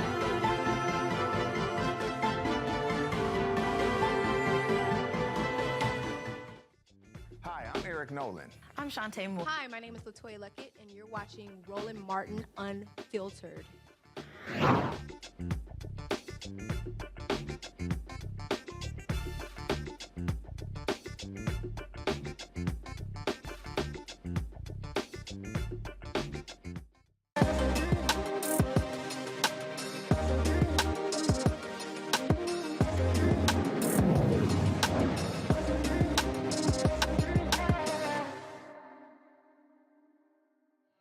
All right, folks, a couple of black women created a company to help African Americans navigate this new COVID world. They join us live right now. Joining us from Oakland, California is, first of all, from Fairfield, California, Cynthia Coward, Teresa Lakes. She's in Las Vegas. Glad to have both of them here. So first and foremost, tell us exactly what is this company and how are you helping people navigate this COVID economy? And so first of all, define this COVID economy. Yes, absolutely. So COVID economy is one that, you know, everything changed. We had the pandemic, we had businesses, roughly 40% of Black-owned businesses going under because of the pandemic, and not knowing how to survive business, not knowing how to pivot their operations to really adapt into this new, you know, normal, we'll call it. And so we set out as a business, started COVID-19 Business Services to help those mom and pop, those small business owners learn to look at their business plan, look at their strategy, and then also learn how we can adapt and move into this, you know, COVID atmosphere and really reach people with their businesses so that they can stay open, and that way they can still operate and do not have to close their doors during this time. What successes have y'all had thus far? So far, we have been very successful. We have helped over 200 small businesses either open or keep their doors open through this new normal. Gotcha. And I take those all around the country? Yes, mainly in the California area is where we focused our efforts, and even within Las Vegas. And so we have expanded and just reached any business that sought our services and helped them with and looking at what they're doing and helping them to succeed. Looking at, you know, what's weak in their operation and incorporating our experience, our knowledge to help them thrive. Let's see here. Questions from the panel. Let's start with Teresa Lundy first. I'm sorry, so we'll get Teresa in a second. Mustafa, go ahead. Yeah, Teresa and Cynthia, thank you so much for what you're doing to help our businesses. I guess my initial question would be, you know, what were one or two of the recurring themes that you saw with businesses that were trying to keep their doors open? Okay. Yeah. Cynthia, go ahead. I'll say one of the major challenges for business were the funding.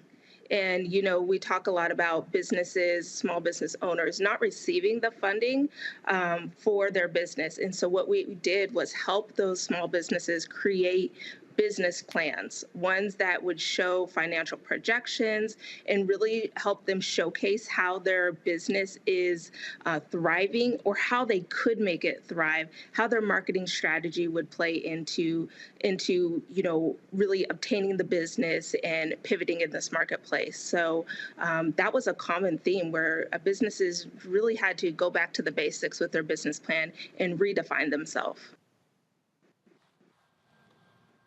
All right, DeMario.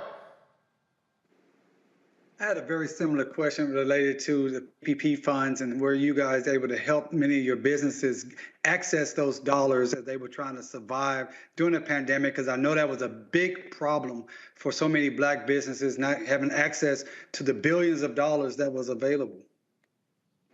Yes, we were both able to assist many businesses that required funding.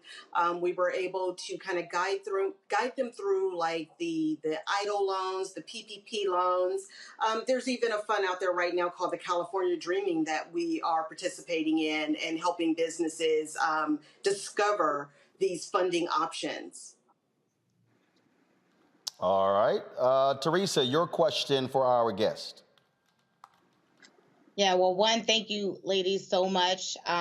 Because, listen, as a business owner myself, I know very well what it took to stay in business. So I had about 6 months of trial and error during the pandemic. And so PPP and EIDL, because I'm in the government space, I actually knew where to go. So I wish you guys were around. It probably would have streamlined the process a little faster. So if one of my questions is for those who, because I believe the federal government EIDL is saying there's going to be an extension. Are you guys doing any consultations? Just maybe I'm not sure what the process is. I need to go to this website, COVID-19businessservices.com. But for somebody that's in Philadelphia or in New Jersey, could we just, hey, submit our questions and complete a consultation? Walk us through this process so we know how to extend and get some benefits from our government. Yes. So the main philosophy in our business, COVID-19 Business Services, is building the relationship. So with every client that we have worked with, we are personally reaching out to make sure that they understand the process, because it becomes complicated for the average user on what are the guidelines, what's the extension, what's the additional funding that's available. So we take pride in just building those relationships, finding out exactly where our clients are, and then seeing how we can help and assist through the process. What we found out too is a lot of business owners do not have the time. They lack just the basic time to set aside, fill out the application, fill out the paperwork. So we are able to take that on for our clients, given they, give us their information and help them through the application process. And so COVID-19's business services, I would say, is unique in that factor that we are there from beginning to end. We build that relationship, that confidence, and provide professionalism in our service. All right then. So somebody's out there who they want answers. How do they reach you to be able to find assistance? Absolutely. So our website, COVID-19businessservices.com, is the best way to reach us. You can log on, set a one-on-one consultation. We can also be reached via telephone, 1-866-421-9274. You can reach Cynthia or myself. And on all social media networks, we're on Twitter, we're on Instagram, Facebook, and LinkedIn.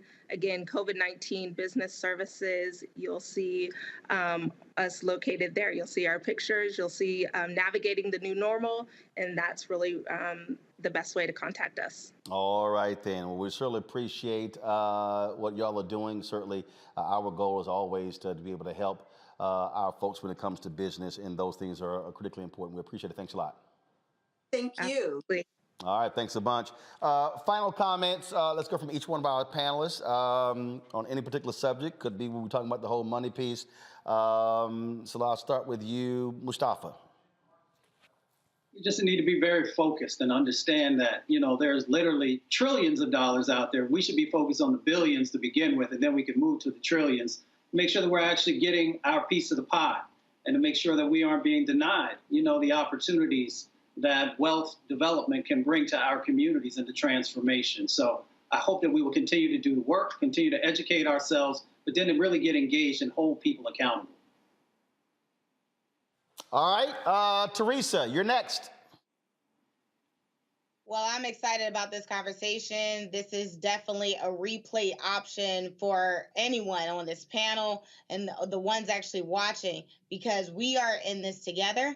We understand that we have a purpose, and the fine line between what we're worth and what we deserve is not that thin. So I hope that we are sharing, we are liking, we are encouraging, but also spending those dollars where it's worth. Because unlike, other channels who claim that they say they are Black owned and oriented, we know that we can count on Roland Martin Unfiltered and his Black Star Network and his phenomenal production team that ensures every day that we are getting the information deserved. So we have to support our own, and we could do it right here, right now. DeMario, close us out. Yeah, I definitely want to echo Teresa to say support this, brother. Support Roland Martin Unfiltered. It's such a resource for our community. Number two, respect yourself and demand that others respect you. I will say one of those organizations, the only one on that group, First Oklahoma Bank, has been an organization I've worked with for many years. They've supported our law firm, supported Justice for Greenwood, and supported many of our projects. So support people that support you, respect yourself and demand respect, and support Roland Martin. All right, DeMario, I appreciate that. Folks, let me thank all three of you who've been on our panel today. Thank you so very much. Always a pleasure. To all the folks who are watching, we're about to have a conversation that deals with COVID, its impact. Look, we already heard the mask mandate has been a federal judge, a Trump-appointed federal judge who, frankly, was grossly unqualified. She has gotten rid of the mask mandate on airplanes and public transportation. The Biden administration announced today that they're going to be fighting that in court. We're still impacted. A prominent DJ just died, 55 years old, of COVID. So it is still with us. And so we're about to have an hour conversation talking about this. We were going to stop. We were going to break, but we're not going to do that. We're going to just keep our stream going. We're just going to transition from one conversation to the other. And so I'm looking forward to that conversation. But I specifically, and I know some of you, I saw some of y'all comments, man, calm down. You're going to have a stroke. Y'all, my health is good. But I'm passionate about this because I need you to understand, folks, how we are being impacted by folks not spending money with us, how we are being frozen out of this system. It is happening repeatedly. It is happening all around the country, and it continues to happen over and over and over again. And so we have got to be willing to make demands when it comes to these resources. And unfortunately, that is not happening on a consistent basis. And so these companies have got to stand up. These companies have got to be able to invest because they love us spending, but they do not love returning the capital to us. And so that's why we're going to continue this fight. Please continue to give support our Bring the Funk fan club. With every dollar you give goes to support this show. Please, again, our goal is to raise $5,000 tonight to hire that freelance writer. I'm going to be emailing people tonight because we're going to go after all of these companies and demand answers. P.O. Box 57196, Washington, D.C. 20037-0196. Cash App is $RM Unfiltered. PayPal is R Martin Unfiltered. Venmo.com is /RM Unfiltered. Zelle is Roland at RolandSMartin.com. Roland at RolandMartinUnfiltered.com. And so I certainly appreciate all of you who have been watching our show, who have been participating in this conversation. And so we now are going to transition to this conversation about COVID. This has been one of the ways that we have been greatly impacted all across this country, folks, over the last 2 years. Not just, we were talking about just with those business owners, we were talking about how we were impacted there, but so many of our loved ones have been impacted, folks have been impacted when it comes to a loss of resources, a loss of life. It has been a very, if you will, difficult couple of years for many of us. And so the Ad Council, along with the COVID Collaborative, they have partnered for this event, which is called Keeping Our Children Safe and Healthy During This Pandemic and Beyond. And so a panel has been assembled to talk about these various issues. And we can't act as if COVID no longer exists. There are some people who somehow don't necessarily know what is going on. What they have to understand is that, look, we are not out of the wilderness. We're seeing continuing efforts. We're seeing, even talking to our experts, we have been seeing more strains and variants. Remember, we had folks here who actually predicted this. We had HBCU professors who talked about this as well. And so let's Go right into it. All of our friends for our special broadcast, are y'all ready?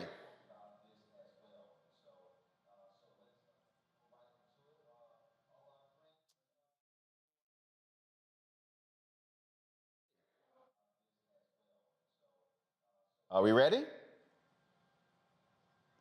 All right, folks, let's go. How we doing? Are we ready? So as you see, folks, let's go. How we doing? Are we ready? So as you see, folks, let's go. How we doing? Are we ready? So as you see, folks, let's go. How we doing? Are we ready? So as you see, folks, let's go. How we doing? For this special conversation, the focus, of course, you ready? So as you see, folks, let's go. How we doing? For this special conversation, the focus, of course, you ready? So as you see, folks, let's go. How we doing? For this special conversation.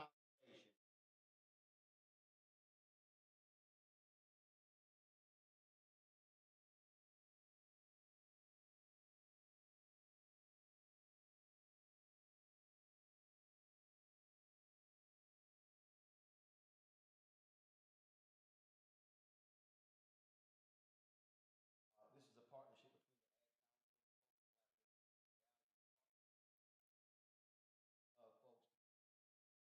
between the folks with COVID-19. We've got some great people lined up to share some wonderful information with you because, again, Kathy Hughes.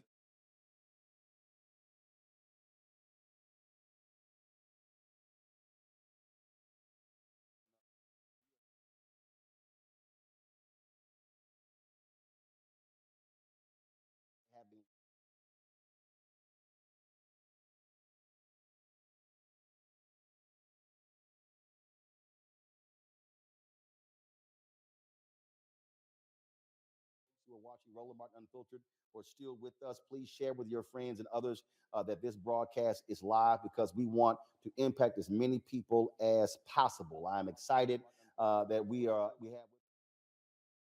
Chief of Pediatrics at Beaufort, Jasper Hampton Comprehensive Health Services, joining us this evening. We're also joined by real parents to share their experiences navigating COVID and their children. Those folks include Joshua Dubois and Michelle Dubois, CEO and President of Values Partnership.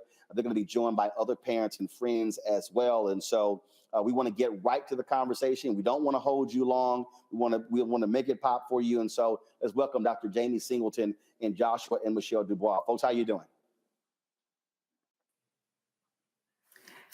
Hello, Roland. How are you? Hey, brother Roland. Good to see you. I'm doing good. It's always good to be with a fellow alpha man. So if you're not an alpha, I'm sorry you couldn't get in. I'm sorry.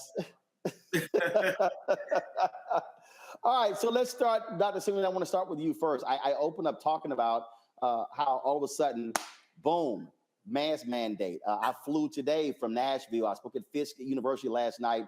People were in the airplanes, and we've seen the videos. People all excited, taking their mask off.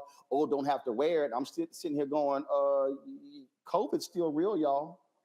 Yeah. I'm doing the same thing too, Roland. I really am. It's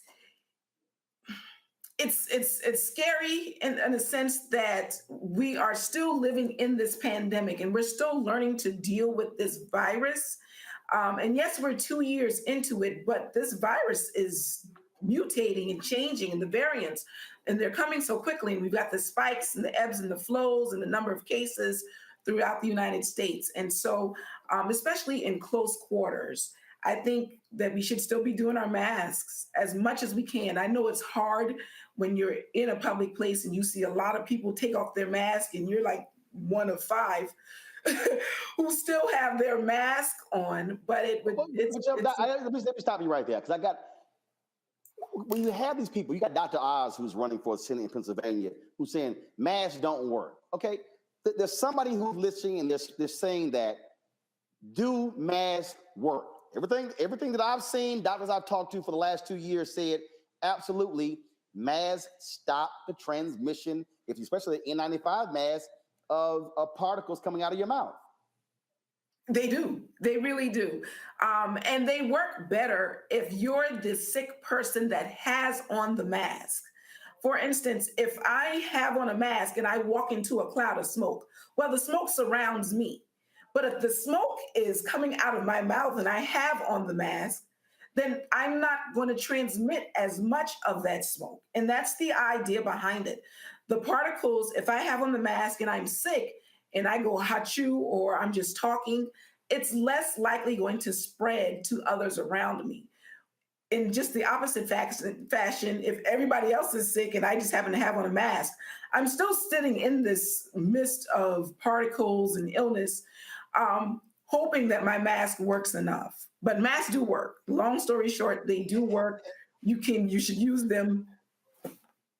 And the reason I find this to be quite fascinating is that the number of people who have talked about not having the flu, not having allergies, all of these things that we've been used to, because we literally changed how we were living in terms of washing hands, using sanitizer, wearing masks. So for the folks who act as if, oh, these things are just driving us crazy. No, it's literally has changed our health conditions. It really has. I don't see half as many sick children as I used to. I almost forgot how to treat a cold because no one got sick, especially 2020 and 2021, no one got sick. And when they went back to school, they had masks, or most of them had on masks, or there was some. The reason I'm laughing, I got hit with allergies last week, and I was like, damn, where'd that come from? And y'all was like, I was like, forgot what it was like to have a cold. Yeah, I was like, where's my Zyrtec? I literally forgot what to do. I'm looking for my Vaccinating, and I'm going because I literally haven't had to use it since 2019. Correct. And that's where we are. We know that mask works just by looking at the other illnesses that we don't see a lot of. Common cold, strep, flu. I honestly, and I know some of my partners have, but I honestly have not treated a case of flu this year. I haven't. And that's just because the children are not as sick. People are wearing their masks where they were wearing their masks. And it was stopping the transmission of not just COVID, but of other illnesses too. Joshua, Michelle, just talk about, again, the awareness, the importance of the various campaigns. Y'all have been very much involved with Ad Council and other organizations in terms of just constantly trying to keep people aware of providing information and knowledge because information has changed. Because initially it was like, don't get masks. People got to forget because we had a massive shortage. They were trying to save them for hospitals and healthcare workers. And then when that changed, so it's a constantly flow or change of information. Yeah, no, there is, but thankfully we have some trusted resources that are out there. Roland, you have been one, and we appreciate you and the platform that you've created, an independent platform to get real information out there, not just what you heard from such and such in the barbershop, although the barbershop can be a source of information, but you are empowering people with fact-based information. We also have a massive campaign it's gone on for a couple of years now with the Ad Council, an organization called the COVID Collaborative. It's called It's Up to You. And this is them giving people information that they can use to make their own decisions, right? It's been focused on the African-American community, the Hispanic community, the faith community, rural communities, and more. And really powerful content so that people can make their own decisions. We've been in charge of the faith-based part of that in partnership with the Ad Council and an amazing leader over there named Sherry Thompson. But there's so many resources on the It's Up to You site. A big part of this is physical health, but also mental health too, Roland. So we've been speaking a lot about how the pandemic has impacted people and their mental health, especially kids too. I actually think the Ad Council has a PSA that's connected to this issue I want to tee up called Howie and the Howl. And so we're going to take a look at this because it's connected to some of these issues. Michelle? Hey, boss. Okay. I said I'm fine. Me the bed, see you in the morning with the frosted Superman, but it was wasn't on it. And we lost these. In my head, in my head, in my head. When you were underlay in my head. Hey, son. Hey, Bob. You know you can talk to me. Yeah. Powerful, right? And as Joshua said, we've been so proud to work with the Ad Council. We know that mental health is really important focus for parents as well during this time, right? We're proud to have worked with the Ad Council and on a number of campaigns, including some for children and teens. And we would love for you all to visit sounditouttogether.org and seizetheawkward.org as well. Yeah, one of these campaigns, Sound It Out, was focused on, if you don't have the words to say, then write a song, write some rap lyrics, freestyle, something that expresses what you're going through. And so it's a really powerful campaign. Again, sounditouttogether.org and seizetheawkward.org. I wanted Doc, I wanted to bring you back in here because one of the things that we also are seeing right now, we're seeing people still talk about vaccines now, triple boosted, having the fourth booster. Let's talk about effectiveness. I've had family members hit me up and ask me about this, and well, Pfizer and Moderna, and then does it wear off, and how long does it last? Is it 6 months? Is it a year? Is it 2 years? And so just give the latest on that to help folks who also might have some questions in that area. All right. So the short answer to the vaccine question is yes, it's effective. It works. It's actually working better to prevent infection than having the infection itself. So even if you have had the COVID virus disease, you still want to get the vaccine because it works better to prevent. It's actually been working against the variants. It works. That's the short answer.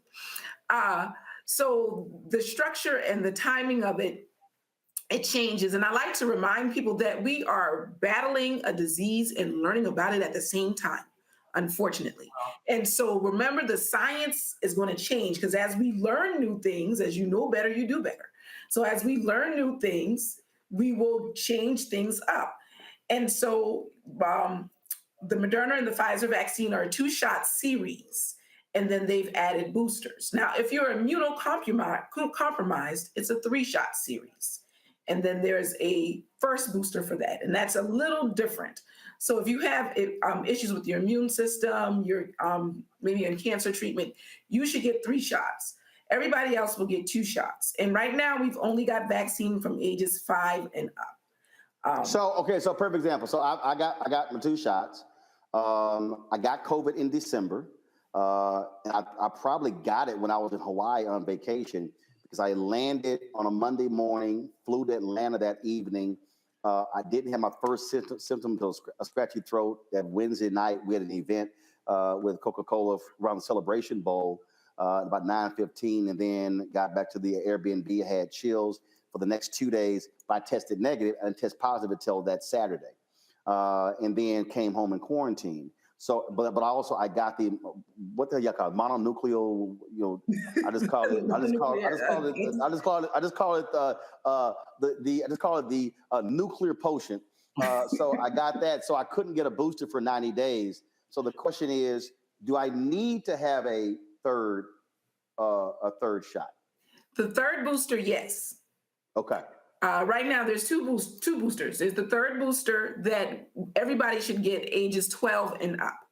And then there's the fourth booster that's only being recommended now for those who are ages 50 and up, or if you are immunocompromised. So the third booster... So you saying I got to get a third and a fourth? Right, well... Dang, not all these shots. Give me my shots, man. I want all my shots. You can give me 4th, 5th, 6th, 7th, 8th, whatever you want to give me. The fourth booster, I'm saying talk to your physician about it. If you are right now, most of the country, we're at a low in the numbers of new cases, which is great, which is awesome. I know some states are going up. So if you are in a place where it's going up now, this might be a great time for you to get your 4th dose. However, if you're in a place where you are kind of low and things are good and the numbers are okay, then you may want to wait, because we know that all boosters have been shown to increase the number of circulating antibodies. So what does that mean? That means the things that fight infection, as soon as I get my booster, in about 2 weeks, they're up and they're running and they're ready to fight infection in my body. We want them there, but we also know why we need the boosters is as the time goes on, they start to slowly decrease. Yes, it's still effective, and the rate of hospitalizations and death did not change, even though the antibodies were decreasing, which was a good thing. That meant that the vaccine was stopping hospitalizations and it was stopping death, even though the circulating antibodies was decreasing. So 4th dose, I'd say that's a personal thing. You should talk with your doctor, but definitely get your 3rd dose. A little bit earlier, Joshua mentioned this, and I want you to speak about this, and I want to ask him and Michelle about how they've had to deal with this with their kids, and that is, he mentioned the mental aspect. Yeah. My wife and I, we had 2 of my twin nieces living with us last couple of years. They're now back in Texas. And the reality is they were dealing with the depression of COVID. The Surgeon General has talked about the mental impact of COVID on young children and teenagers. The markers in life that people were used to, prom, graduation, junior prom, all the other different events, sporting events, homecoming games, all of these things. So all of these life markers, you got, 2 or 3 years of students who frankly don't have those experiences. And a lot of folks have been handling it in different ways, and it's been very tough on this generation. What must parents and aunts and uncles and others, what must we be doing to be sympathetic to what they have been going through, just to say, hey, toughen it up, it happens? Yeah. That doesn't cut it. Yeah, no, it's a great question, Michelle. Love your thoughts too. I think, a couple things that we've tried to do, and our kids absolutely hit that Zoom fatigue wall. I mean, you could see it on their faces. It was really having a toll on them, and they're now 6, 4, and 2. So to see young kids that are just, kind of overwhelmed by the pandemic and by Zoom was tough. Did a few things, man. Oxygen therapy. We went outside a whole lot more. We played outside. Everybody's got an outside, and everybody may not have access to any particular thing, but we all have an outside role. And I know you golf, and other people may play basketball or go in the woods and hike or whatever the case may be. And so we really doubled down on getting the kids outside and spending time stretching their bodies and stretching their minds through outside play. So that was a big thing. What else? Yeah, absolutely. Outside play was huge for us. We also did 2 other things. One, we gave them space to talk about the things that they missed and the things that made them sad. And we didn't necessarily have an attitude of, toughen up and just, kind of get through this. It was a new awakening for us. We always have thought of ourselves as parents that tried to create space for our kids to be healthy and balanced, but we were hyper aware of how healthy and balanced they needed to be in the space that they needed to have those conversations and to simply share, and to know that a 6-year-old and a 4-year-old are not going to share in ways that are going to be, on the level that an adult can share their feelings. I think for us, it also reflected back on us to make sure that we were healthy, that we were, as parents, making sure that we were still connecting, taking breaks, and being honest with ourselves about what we were feeling, the fatigue that we were having, so we could show up best for them. And then the last thing was we gave them space to take breaks. And so it was really good. Their school has been phenomenal about making sure that they had very, rigorous curriculum while they were still at home, but they also created space to say, you don't have to give us an explanation. If your child needs a break today from Zoom, you just email us and say, we're taking a break today, right? And so that was really helpful too, to take the pressure off of parents. Yeah, one more thing I would just throw in, there's an ethic in the church, praise God anyhow, even when things are tough. For us, it was celebrate anyhow. So if my younger sister wasn't able to go to her graduation from Spelman, but we celebrated her on Zoom no matter what. Even if it's a couple of years later, if you missed something 2 years ago, it is not too late to celebrate people. And so would just encourage, you to make space for celebration, for acknowledgement, for those moments that were missed. Doc, again, speak to that from a practitioner standpoint. What have you seen? Have you had parents come in and talk about how they're having to deal with their children? And I had somebody in our YouTube chat room who said, depression, SMH. No, seriously, I'm telling you, we literally witnessed it in our nieces. It was real. Being home every single day. A lot of people forget that that a part of the culture of also growing up is having friends and seeing them at school and also being away from parents. Now, all of a sudden, you literally are around your parents 24/7. If you did not love your wife or your husband, COVID exposed all of that. And if you really didn't enjoy your kids, COVID also exposed that. This thing has been real, Doc. It has been. I see it daily. Two things I saw: an increase in weight and an increase in depression. I had kids who shot up in their weight, and I had so many kids who are just, and it wasn't one specific thing. Some of them didn't want to go back to school. Some of them wanted to go back to school. Some of them missed their friends. Some of them didn't miss their friends. Whatever it was, they all had some level of depression and anxiety. I had some of them not afraid to go outside because it's COVID and I could die. And so all of that was and still is an issue, and it's real. And for the Dubois, I thank you guys because you guys are doing the hard work. And the hard work is just acknowledging that this is something that we need to deal with, and then dealing and doing something about it, whatever it is, trying something different. It's not so much that the parents are coming to me, it's the children are telling me themselves. Wow. And their mom and dad may or may not even know. That's so true. And so that's what's happening. They're and especially as they get older, teenage years, you already want to isolate anyway. And so I'm in my teenage years, I'm isolated. And so I isolate more. And it was the children that and we screen it's a national thing now that you screen for depression. But we've been screening for depression for a little bit. So we screen all our teenagers 12 and up for depression, and they're all coming back positive, and we talk about it. And like I said, it runs the gamut of why. The only thing that I've heard this before, and I want to put this here, it has not been from masking. They didn't care about the masking. I've heard people say, oh, they're depressed because they have to wear masks. No one has ever told me it has been from masking. It's been from, I can't go to school, or I have to go to school now and I don't want to go back. I miss my friends. I don't want to see them because I've been bullied. And so I've gotten away from that bully.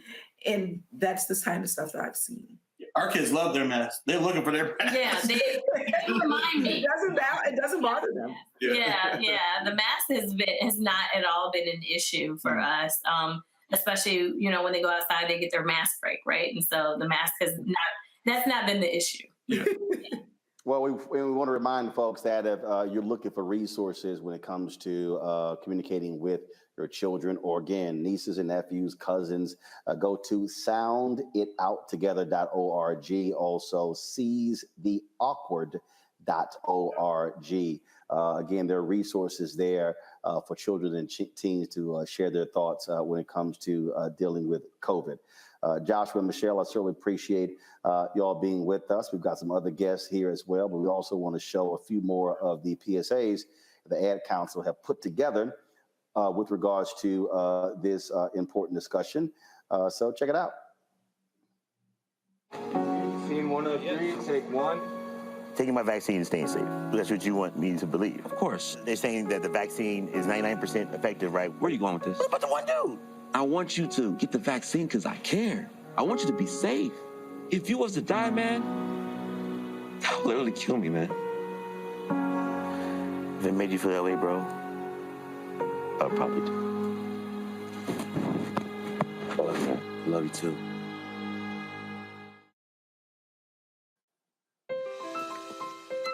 All right, let's try this. COVID has been a really long fight.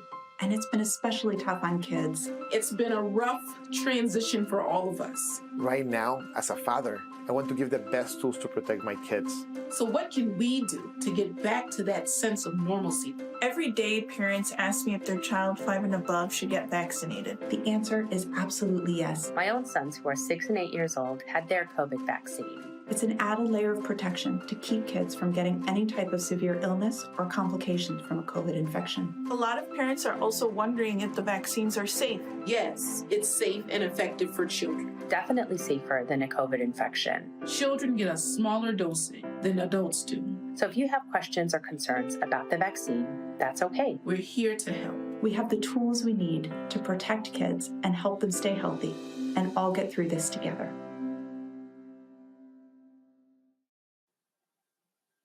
You know, Doc, that video with the two brothers, that really was an important one because I know several individuals who had to bury their best friends, and they could not get them to take the vaccine. They literally could not convince them. They were like, no, absolutely not. And they went from having that conversation to planning their funeral. And so that thing is real. Earlier, I asked you specifically about the effectiveness of the vaccines, but do want you to weigh in specifically as the vaccines relate to children. As they relate to children, they're showing to be effective too. Just like the children get 12 and up get the adult dosage, the children 5 to 11 get the pediatric dosage, which is 2 different vaccines, but they have all been proven to be safe. They've all been proven to be effective. And the booster for the 5 to 11 is still in clinical trials, but it is showing to be just as effective as the boosters for the adults have been. So it is definitely much, much, much safer than getting the disease itself. And again, it works better from protecting you from COVID against future COVID infection by getting the vaccine. It's definitely something I recommend all day, every day. All right, then. Of course, Joshua, as well as Michelle, are still with us. We want to welcome some additional guests here, Kelly and Melissa Smith, also Richard Fortjor. Richard, is that correct? Fortjor? And Skylar Whitehurst. I just want to make sure I pronounce that correct. Skylar Fortjor. Right. And Roland, two more good Alpha brothers, by the way. I needed you to know that. Okay. See, I mean, all I'm saying is it's all 6 things. All right, then. Glad to have all of y'all here. Kelly, Melissa, share your thoughts as it relates to decision making when it came to protecting your children. Sure. Good to be with you. So we have 2 kids, a 5-year-old and a 3-year-old. And I guess to put it in context, we would maybe tell you a little bit about our mindset about vaccinations pre-pandemic. So pre-pandemic, we are pro-vaccination. We always have been. But we've always felt like we needed to do things in a discretionary manner that made us feel comfortable. So, for instance, when our kids were, newborns or, year 1 of life, according to the CDC, there's like lots of vaccinations they get in that first year.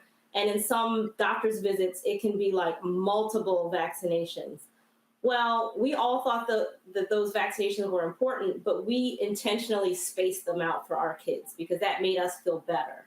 So instead of getting like 4 vaccinations in one doctor's visit, we get 2 on that visit and then come back a month later and get the other 2. So that, we did things like that just made us feel more comfortable.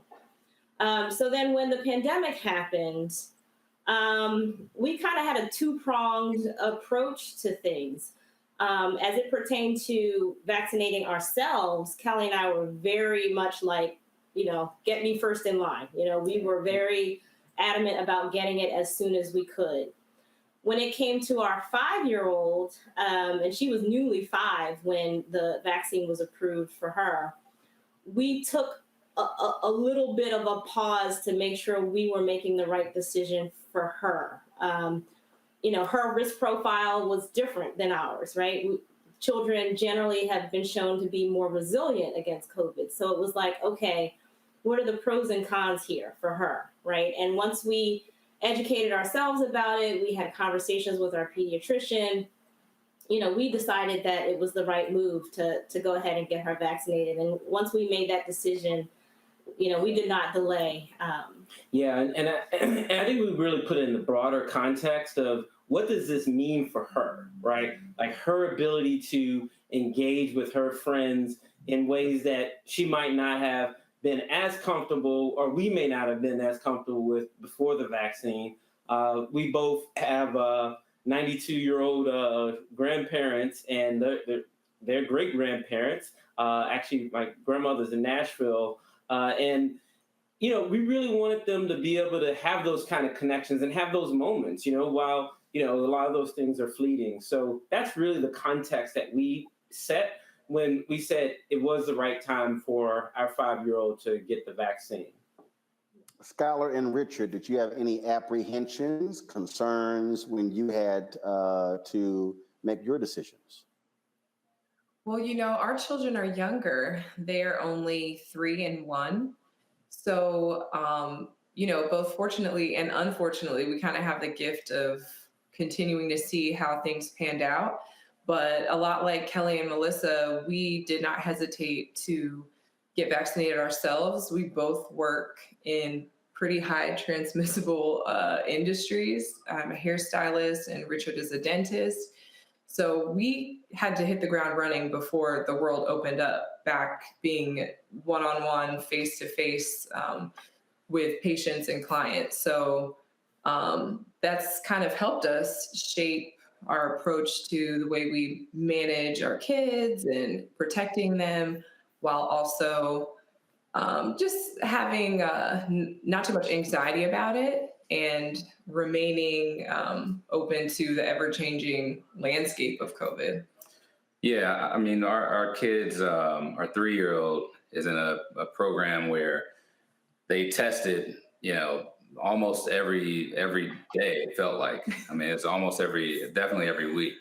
One thing that we've noticed is that, kids are really resilient, right? Our 3-year-old doesn't care much about what's going on in the world. She wants to play. When she sees people, she wants to run up to them.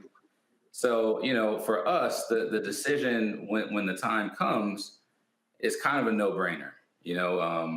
We have to kind of let kids be kids. And if there's something out there that's going to allow that, we're 100% for it. That is, Joshua and Michelle, a lot of parents have had to make these decisions in so many different ways, but they also had to factor in the fact that they had children who are around grandparents, and dealing with that as well. And so, for the both of you, did you sort of have, were you factoring some of that in as well in terms of, okay, what is the impact of our kids being around other family members? And also, you don't control the decisions of other parents. And so were y'all also being proactive and saying, we need to know what decision y'all made, which will determine whether or not our kids can even be around your kids? That's exactly right. Yeah, the grandparent piece was a big part of it for us. Michelle's mom lived with us part-time and still is here a lot. They're around my parents a fair amount, and even my grandparents, so their great-grandparents, it enabled them to connect there. That said, we kind of pumped the brakes a little bit at first and really, had some open questions. Is this the right thing? And what does the data say? I think the thing that did it for us was we know a lot of parents, a lot of kids.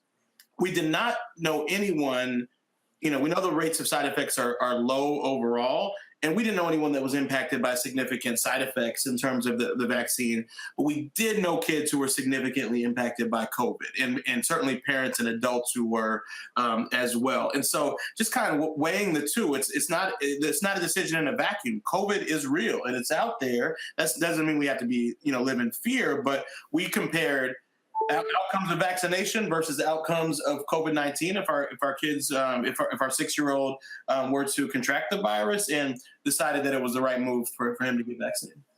Absolutely. Like Joshua said, my mom was living here. She had just turned 75, and we also had a newborn at the top of COVID. Yeah. And so we were very mindful of how do we keep everybody safe. And so as Melissa and Kelly outlined, like our context for this was we were clear about we wanted to vaccinate ourselves as soon as a vaccine was available. Just given how deadly the initial COVID-19 was, right? We were watching CNN every day, MSNBC, and watching the toll, right? I was watching Roland Martin. We were watching Roland too, absolutely.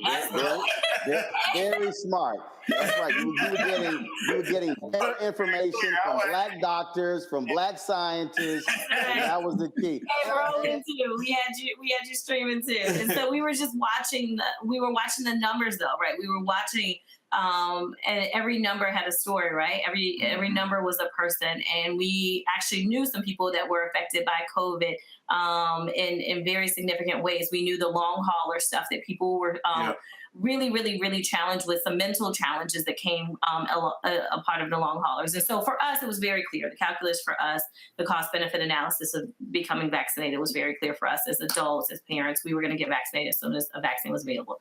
Like Joshua said, for our 5-year-old, it was a much tougher decision.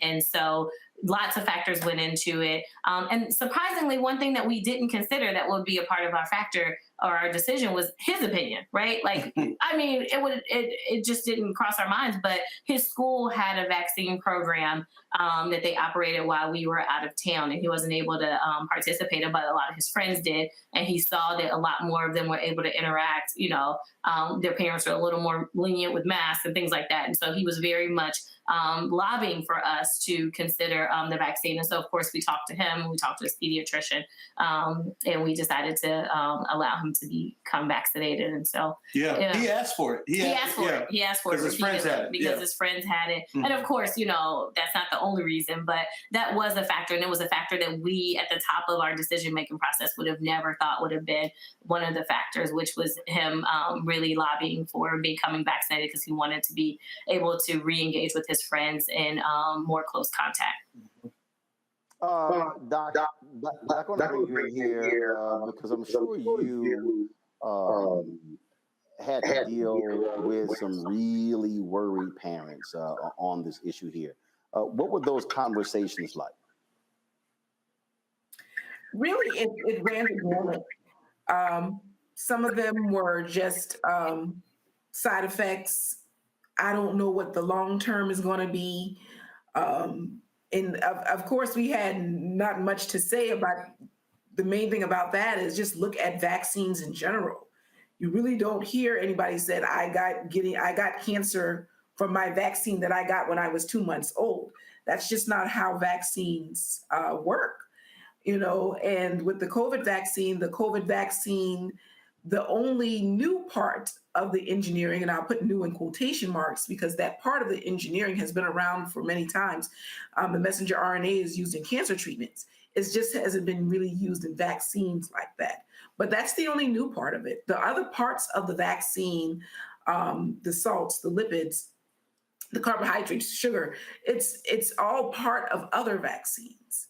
And so that was that answer as to side effects is like, it's unlikely, nothing's 100%, but it's very unlikely given what we know to be true about the other vaccines and what we know to be true about messenger RNA. Again, it's been used in other areas of medicine for decades now. Some of it was conspiracy theories, and that's kind of hard to refute. You just kind of go with the theory. But my underlying thing to parents is to make sure you vet your sources. I've had parents come in and tell me things, and then they've said, I got this from this blog I read online, or I got this from my cousin down the street. And I look at them and I say, that's great, but does your cousin know anything about medicine? So just when you're making these decisions, and they're hard, and we understand that, again, we're fighting a virus and learning about it at the same time. So we understand their apprehension about things are changing, but that's a good thing. Science should change. We can't stay the same. But just make sure when you're getting your information be sure to vet your sources to make sure they're reliable, to make sure that they're going to give you good information. Because there's a lot of misinformation floating around about COVID and the vaccine and what it can and can't do. And children do get sick. Children are hospitalized. Yes, they're not hospitalized at the rate that older adults are, but they're hospitalized. They can get very sick illnesses, MSC, multi-inflammatory, systemic in children. I think I said it correctly, but it's just basically they get inflammation in all parts of all of their body organs. And so that puts them in the hospitals, you can imagine. Of course, there's death, but also they are getting long-term COVID side effects too. They are dealing with fatigue 3, 4, 5 months out of having recovered from the virus. So all of these things are still possible. And we just haven't seen that with the vaccine. We've seen it with the disease, but we have not seen it with the vaccine. So long story short, get the vaccine. It's proven to be safe and effective. It works in children, it works in adults, and it is keeping everyone out of the hospital, and it is preventing death. And that is our main goal, is to prevent morbidity and mortality. So please, please, please get your vaccines. Hey, Roland, the doc mentioned misinformation, and I know you know about this, but there's a powerful piece that the Ad Council and Joy Collective put together to respond to a specific piece of misinformation. There's a lot of conversation about Tuskegee experiment. They're not going to do Tuskegee on me and so forth. And without folks really knowing that history, they put together this amazing series of videos that actually talks to descendants of the men who were involved in that experiment and unpacking what it really was and what conclusions really should be. And long story short, a lot of those folks, I think all of the ones who participated in this series are strong advocates of vaccinations. If you just go on YouTube and search Ad Council Tuskegee, they and the Joy Collective did an amazing job on that. So just wanted to drop that piece of information as well. Well, I sit here and look at some of these people here. Like I've got a bunch of these crazies mad because today, when I was flying, I still wore my goggles and I was double masked. And people like, oh my God, it's about freedom. Like, that's cute. But I know a whole bunch of people, Doc, who were yelling freedom, who are in the grave. And I keep telling folk, ain't no flip side to death. Now, you can talk about go and see Jesus and God in heaven, but some people who are evil are going to be in hell. That's your flip side. But the reality is, when you're gone, you're gone. So play with this all if you want to, but there's a hardcore reality that people are still experiencing. And again, as I said, there's probably a DJ, African-American, who just died, 55 years old, and he battled COVID for the last 4 months. He's gone. Yeah. Wow. Yeah. Yeah. I mean, one side effect I will say that is out there is our daughter fought us kicking and screaming to get that shot. And she wanted the shot. She rolled up saying, I want the shot. And then 3 seconds before she needed to get it, she sat there. But she got it, and then she was like, oh, that was nothing. We're pediatricians. We do that every day. No worries. Yeah. That's so true. And I just remember the website is getvaccineanswers.org. That's where you can find all of the resources related to the It's Up to You campaign and Tuskegee campaign I just mentioned, and more. Again, it's getvaccineanswers.org. Kelly and Melissa, we had that exact same experience. We said that August wanted it, but then we got over there. We had to bribe, cajole, promise. Yep. I didn't headlock him, but I wanted to. It was just bad. But afterwards, it was fine. It was, it was over. Yeah. She said, let me be brave. And we just paused and said, all right, let's let you be brave. And then it worked. Yeah, and can I tell you about our experience with that? It was just so interesting. Our son, did the same thing, wants to go get the shot, gets there, completely falls apart. And I think it was a testament to how amazing the nurses were. They were so patient, right? Like there were other people behind us, but it wasn't like, when I was a kid and you needed to get a shot and you went in there and you really showed out and they're like restraining you and holding you down. It was very empowering, I think, for him, that even though it took us an extra 20 minutes or 30 minutes to get that shot, that he was able to do it on his own terms again, right? So anyway, I know everybody doesn't have that kind of time, but it was just the most amazing thing. And it's funny, the vaccine actually looks like much worse than what it really is. It is the most painless shot. And he saw me get mine first. And I think that was it, that he was like, that was a long needle and that looks like that's going to hurt. And then once he had the first one, he was like, actually, that was surprisingly painless, right? And so but that's the power of a mama. I just got to give a shout out, because me, I was like, man, just put it in there. And she worked with the nurse. They took their time, and he didn't feel like it was forced on him, and so forth. So then second be one like was her. easier. Don't be the like. The second one was easier because of that, right? So he doesn't have this fear of like needles and like trauma associated with needles, and toys are always helpful. So Dad was great about promising to take him to Target to pick out. I will ask each of you this, and that is, give me an example of the toughest conversations you've had to have with friends, fraternity brothers, sorority sisters, loved ones, church members on this very issue, not just when it comes to social distancing, when it comes to wearing masks, when it comes to washing hands, sanitizing, but also vaccines. How did those conversations go down? And did you have any people who you talked to and they just simply said no? I'll jump in on that one. I actually had this conversation a few weeks ago with a fraternity brother, part of the greatest fraternity on earth, but said one of the dumbest things I've ever heard. That's usually not coming from alphas, but whatever. He was telling me about, he was unvaccinated at the time, and had a lot of reasons for why he didn't want to do it, citing Tuskegee and all that other stuff that we all hear from our brothers and sisters. He also did not want to vaccinate his kids. So I'm a little more sensitive about that, right? Kids are, a whole different ballgame. But one of the things that we talked about was, hey man, these kids have essentially grown up in this COVID world, unlike most of us, right? They're not coming at this with the same anxiety we have from past histories of misuse of medicine against people of color. And I think it's important for us not to pass those anxieties on to our kids. I think when we're approaching these decisions, we're thinking for them like it's us. And the reality is, as I said earlier, kids are very resilient. And one of those resiliencies is that they have grown up with this situation. Our kids are still small enough.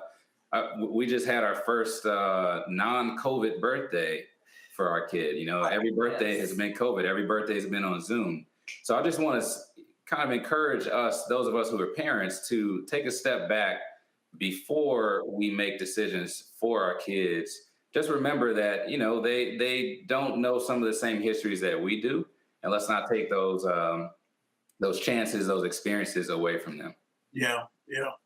Rick, it's such a great point. I, in terms of tough conversations and moments that I had, one was really tragic. Our last big event for our company right before COVID hit was a set visit for a movie in Atlanta. We brought a bunch of faith leaders down there, and then came back. That was in February. Came back in March. We had learned that one of the pastors that was with us passed away of COVID. So it was just the gut punch early on that this thing is real and it's serious. And as a result, we haven't really pulled punches, right? If we got family members that are not trying to get vaccinated, unfortunately, our response was, well, you can't come with us to to a grandmother's house, or you can't come over our house, and so forth. And so, I think it was that the reality of that mortality early on that kind of shifted things for us. Absolutely. I think our family knew early on that we were very, very, very rigid about social distancing, and especially, in February or March of 2020, before other folks were necessarily there. And so we kind of ripped the Band-Aid off early. And so people kind of knew they may be a little more challenging to interact with. But I think as the world started to open back up and vaccines were becoming available, I think it was really tough for some family members to know that the line was still there, right? And now the line is, before it was like very little to no interaction, and now the line is we'll interact, but you have to be vaccinated. And so I think there were some tough conversations, but I think people kind of knew that they were coming. They were not tough conversations for us. It was very simple. You can't come around. Yeah. I wasn't. We were not about to sit here, and in fact, I think one of my sisters was hesitant, which I didn't understand that, considering all the damn health issues she got. But we were having a family get together, and we said, "You can't come around, period. Yeah, unless you get vaccinated." Oh, she got vaccinated, but we were dead serious. There was no debate. There was no conversation. There was no cajoling. It was real simple. If you think you're going to come around the family, then you need to be vaccinated. In fact, I lost 2 aunts last year. And it wasn't the COVID. One was 81, one was 80. My mom's 2 older sisters, and they died within about 4 months of each other. But what's very interesting is that when we had the repast for one of my aunts, my mom said, "Hey, these tables are not spaced properly." So literally, that was the family had the repast after the funeral. She said, "No. Our family," she's like, "me and my kids and my husband, we gonna have a separate repast. Y'all ain't got enough social distancing." And so Mama wasn't playing because Daddy is 75 next week. She's 75 in November. They were slicing, dicing everybody. They wouldn't even know they were more hardcore than me. Yeah. No, that's so true, Roland. We had experience with a wedding like that too, where it was like, y'all can do what you want to, but we're going to distance. We're going to have our masks on. It doesn't mean we're going to stop our lives, but it's definitely something we're going to take into account wherever we go. Yeah. Absolutely. Dr. Singleton, I want to ask you this because it's been very interesting the number of doctors who don't want to get vaccinated. And y'all have been fighting in the medical profession, folks who've been resistant. You've had hospitals who've had to actually fire doctors and workers who did not want to get vaccinated, who were talking against masks as well. What has that been like dealing with your own colleagues who are supposedly the experts we turn to in situations like this? Well, for me at my organization, we've actually been doing very well. When the organization decided to go and mandate vaccines for everybody, I think it was somewhere around 95% of our employees decided to get a vaccine. We did have some medical exempts, which was somewhat understandable, but okay. But really, it's been, for us here, it's been okay. Now, I do have and know of people who just decided to leave. And we did have a couple of people who just decided that that's not what they wanted. And, it's a decision that you have to make for yourself. But really, we shouldn't let fear stop us. And we've got the science, we've got the evidence, and we know what this disease can do. We've seen, we all know somebody who's lost somebody to this disease. We all do. We all know somebody who ended up in the hospital, who was on a ventilator, or know somebody that was ended up in the hospital on a ventilator. We know someone who is dealing with long COVID. We know people who have been really impacted from this disease. Now, the question is, do we know people who have been really impacted from the vaccine in a negative way? And I don't know of anybody who's been impacted from the vaccine in a negative way. Even the kids who've come in and, everybody can kind of get the systemic symptoms right after vaccination: soreness, headache, short of breath. Not short of breath, fever. I've seen that a handful of children actually experience it. Most of the parents say, "Oh, they did fine after their first shot," and they come get the second shot and they do fine too. So it really is something that we're building up. We as people have built up in ourselves to be fearful of, which we don't have the evidence to have any fear for it. With that, I just say, use your evidence, make your best decisions, but the vaccine works. and it's safe and it's effective, and everyone should get it if we want to be able to understand and survive in this going forward. COVID's not going anywhere. We're not going to there's never going to be a time that we get rid of COVID, at least not in the next couple of decades. Yeah. Really? Next couple of decades? Wow. Okay. Well, if you think about it, I mean, they finally eradicated smallpox, but how long did that take? Right. And this virus has shown that it can mutate, and it's a living organism. It wants to live and grow just like we do. And so it's going to do everything it can to live and grow and multiply. And so it's not going anywhere. We will always be dealing with COVID. The question is, how will we be dealing with COVID? And that's going to be something that's going to be up to us. Got about 3 minutes left. I want to do final comments. So Skylar and Richard, you're first. Wow. You know, I think about what life is going to look like now that we're in kind of what feels like a light at the end of the tunnel with all of this. And I just hope that things look different for our children, you know, in the next year, 2 years. There's a lot of information out there, and I would challenge everyone to kind of lean into the people that they trust, right? You chose a pediatrician that was the best from what the choices you had and resources you had. Lean into them, really have a conversation with them as if you're talking parent to parent about what they would do. And if you can kind of quiet that noise, you might have a little more clarity about how to proceed. Yeah, and I'll say to, you know, to especially to Black and brown people, you know, we tend to not trust our healthcare providers.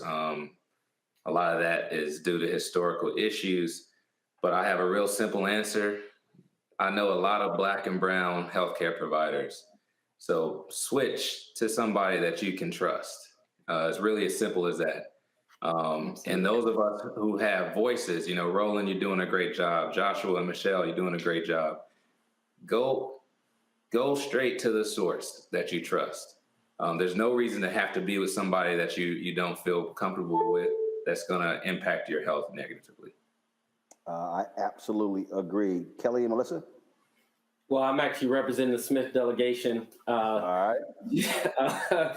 But I would say that, you know, I completely agree that we've all had a lot of people impacted. I had a fraternity brother that passed last year due to the virus. And what getting vaccinated has done and what it's provided us as a family is more comfort levels, right? Mm-hmm. Comfort levels to engage on that, you know, family trip. Comfort levels to, you know, go to a birthday party and, you know, maybe, you know, not wear a mask outside, right? Or, you know, whatever that like thing is that really connects you back into society. I think that's been like so important from a mental health standpoint, from a just social connection.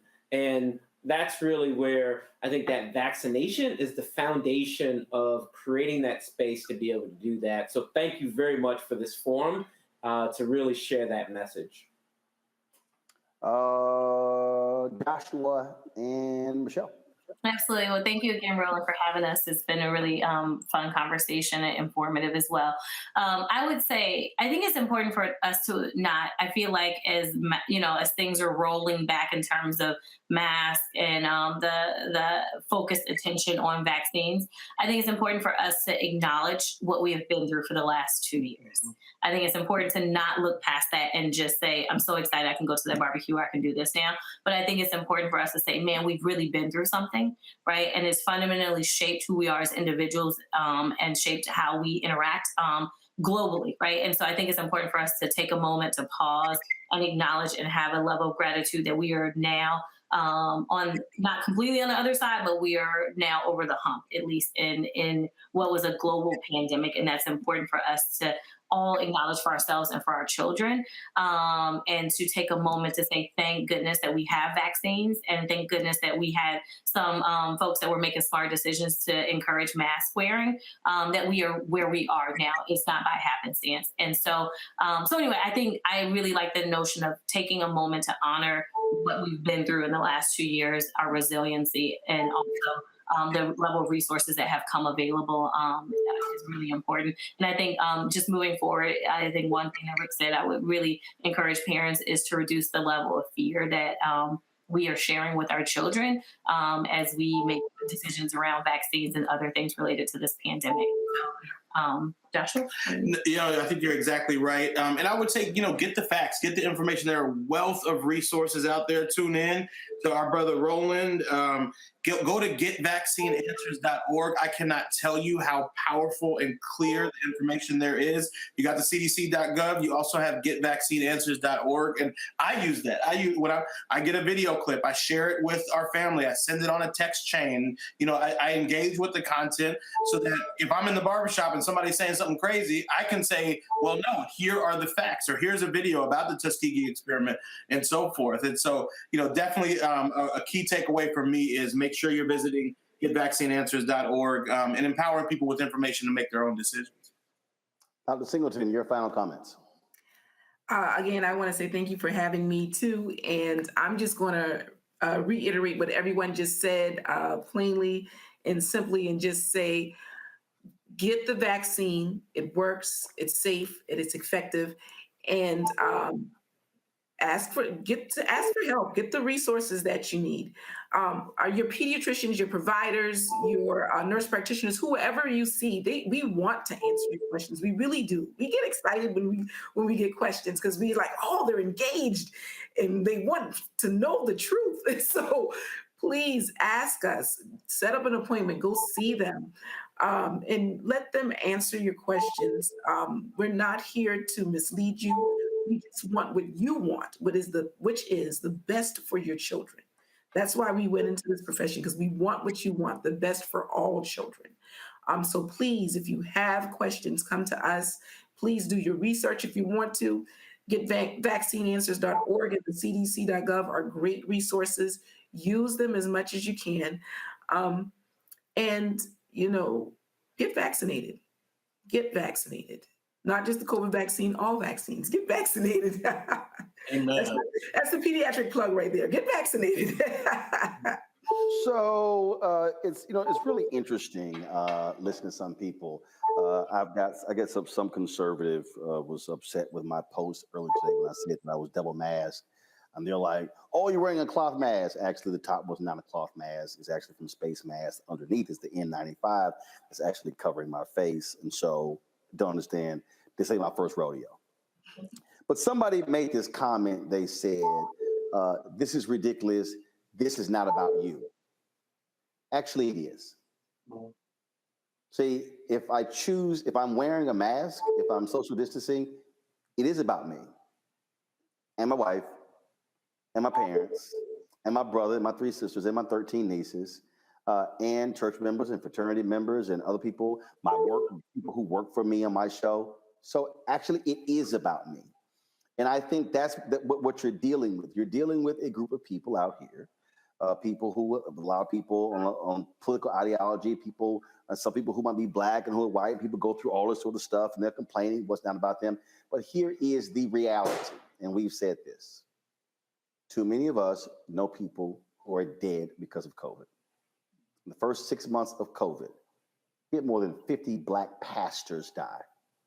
Bishop Harry Jackson, who preached an Easter sermon in the Oval Office with Trump in 2020, was dead 6 months later. Joshua, you were on a panel with him at Bishop T.D. Jakes' church, along with Paula White, April Ryan moderated that, and Father Michael Flager. He's gone. He beat cancer. COVID killed him. So I want people to understand, you can play games all you want to, that's fine. But you better factor in if there are others who are around you. And we know black families where mom and dad both died, leaving their children orphans, forcing their families to now have to raise their children because they're no longer here. And so when you make a decision not to wear a mask, when you make a decision not to social distance, when you make a decision not to get vaccinated, do understand that it's not about just you. And if you're single and don't work around people, okay, whatever, that's fine. We all have to make the decision. But I would hate, as D.L. Hughley said, when I talked to him, when he got COVID, he said it hit him. I literally could have been the person responsible for the death of my wife and my children. He said, I could not have lived with myself if they had contracted COVID from me and didn't survive. That's what changed his view on the vaccine and changed his view on taking precautions. So folks, our goal is to give you information. If you don't say you want to trust Black doctors, we have them on every single day. We've done more than 100 segments on COVID on Roland Martin Unfiltered. We've had Black ER doctors, Black specialists, infectious disease specialists. We had Black scientists. We have run the gamut, and we're going to continue. Because if we talk about Black Lives Matter, it matters whether it's in the streets, and it matters if it's at home, if it's at work, and we're dealing with COVID. We appreciate everybody who participated tonight. Don't forget, there were several websites that we gave throughout the course of this conversation. Quickly, I want to give those. That is sounditouttogether.org. seiztheawkward.org, and also getvaccineanswers.org. That's information that you can get. So we certainly appreciate everybody who participated in this, all of our panelists, also those involved in the production. And we want to certainly thank those who made this possible. And that is, of course, the Ad Council, the COVID Collaborative, as well as the Values Partnerships. Folks, I appreciate it. Thanks a bunch. Sure. We appreciate You guys. it. All right, bye-bye now. Enjoy your nights. Have a good one.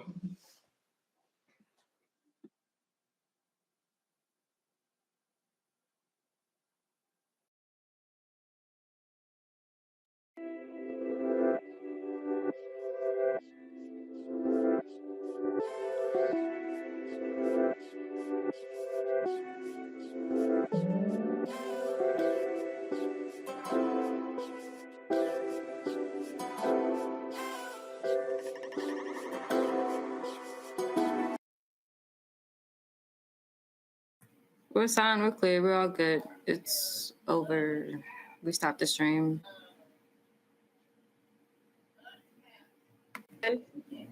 Huh? Oh. Y'all still on?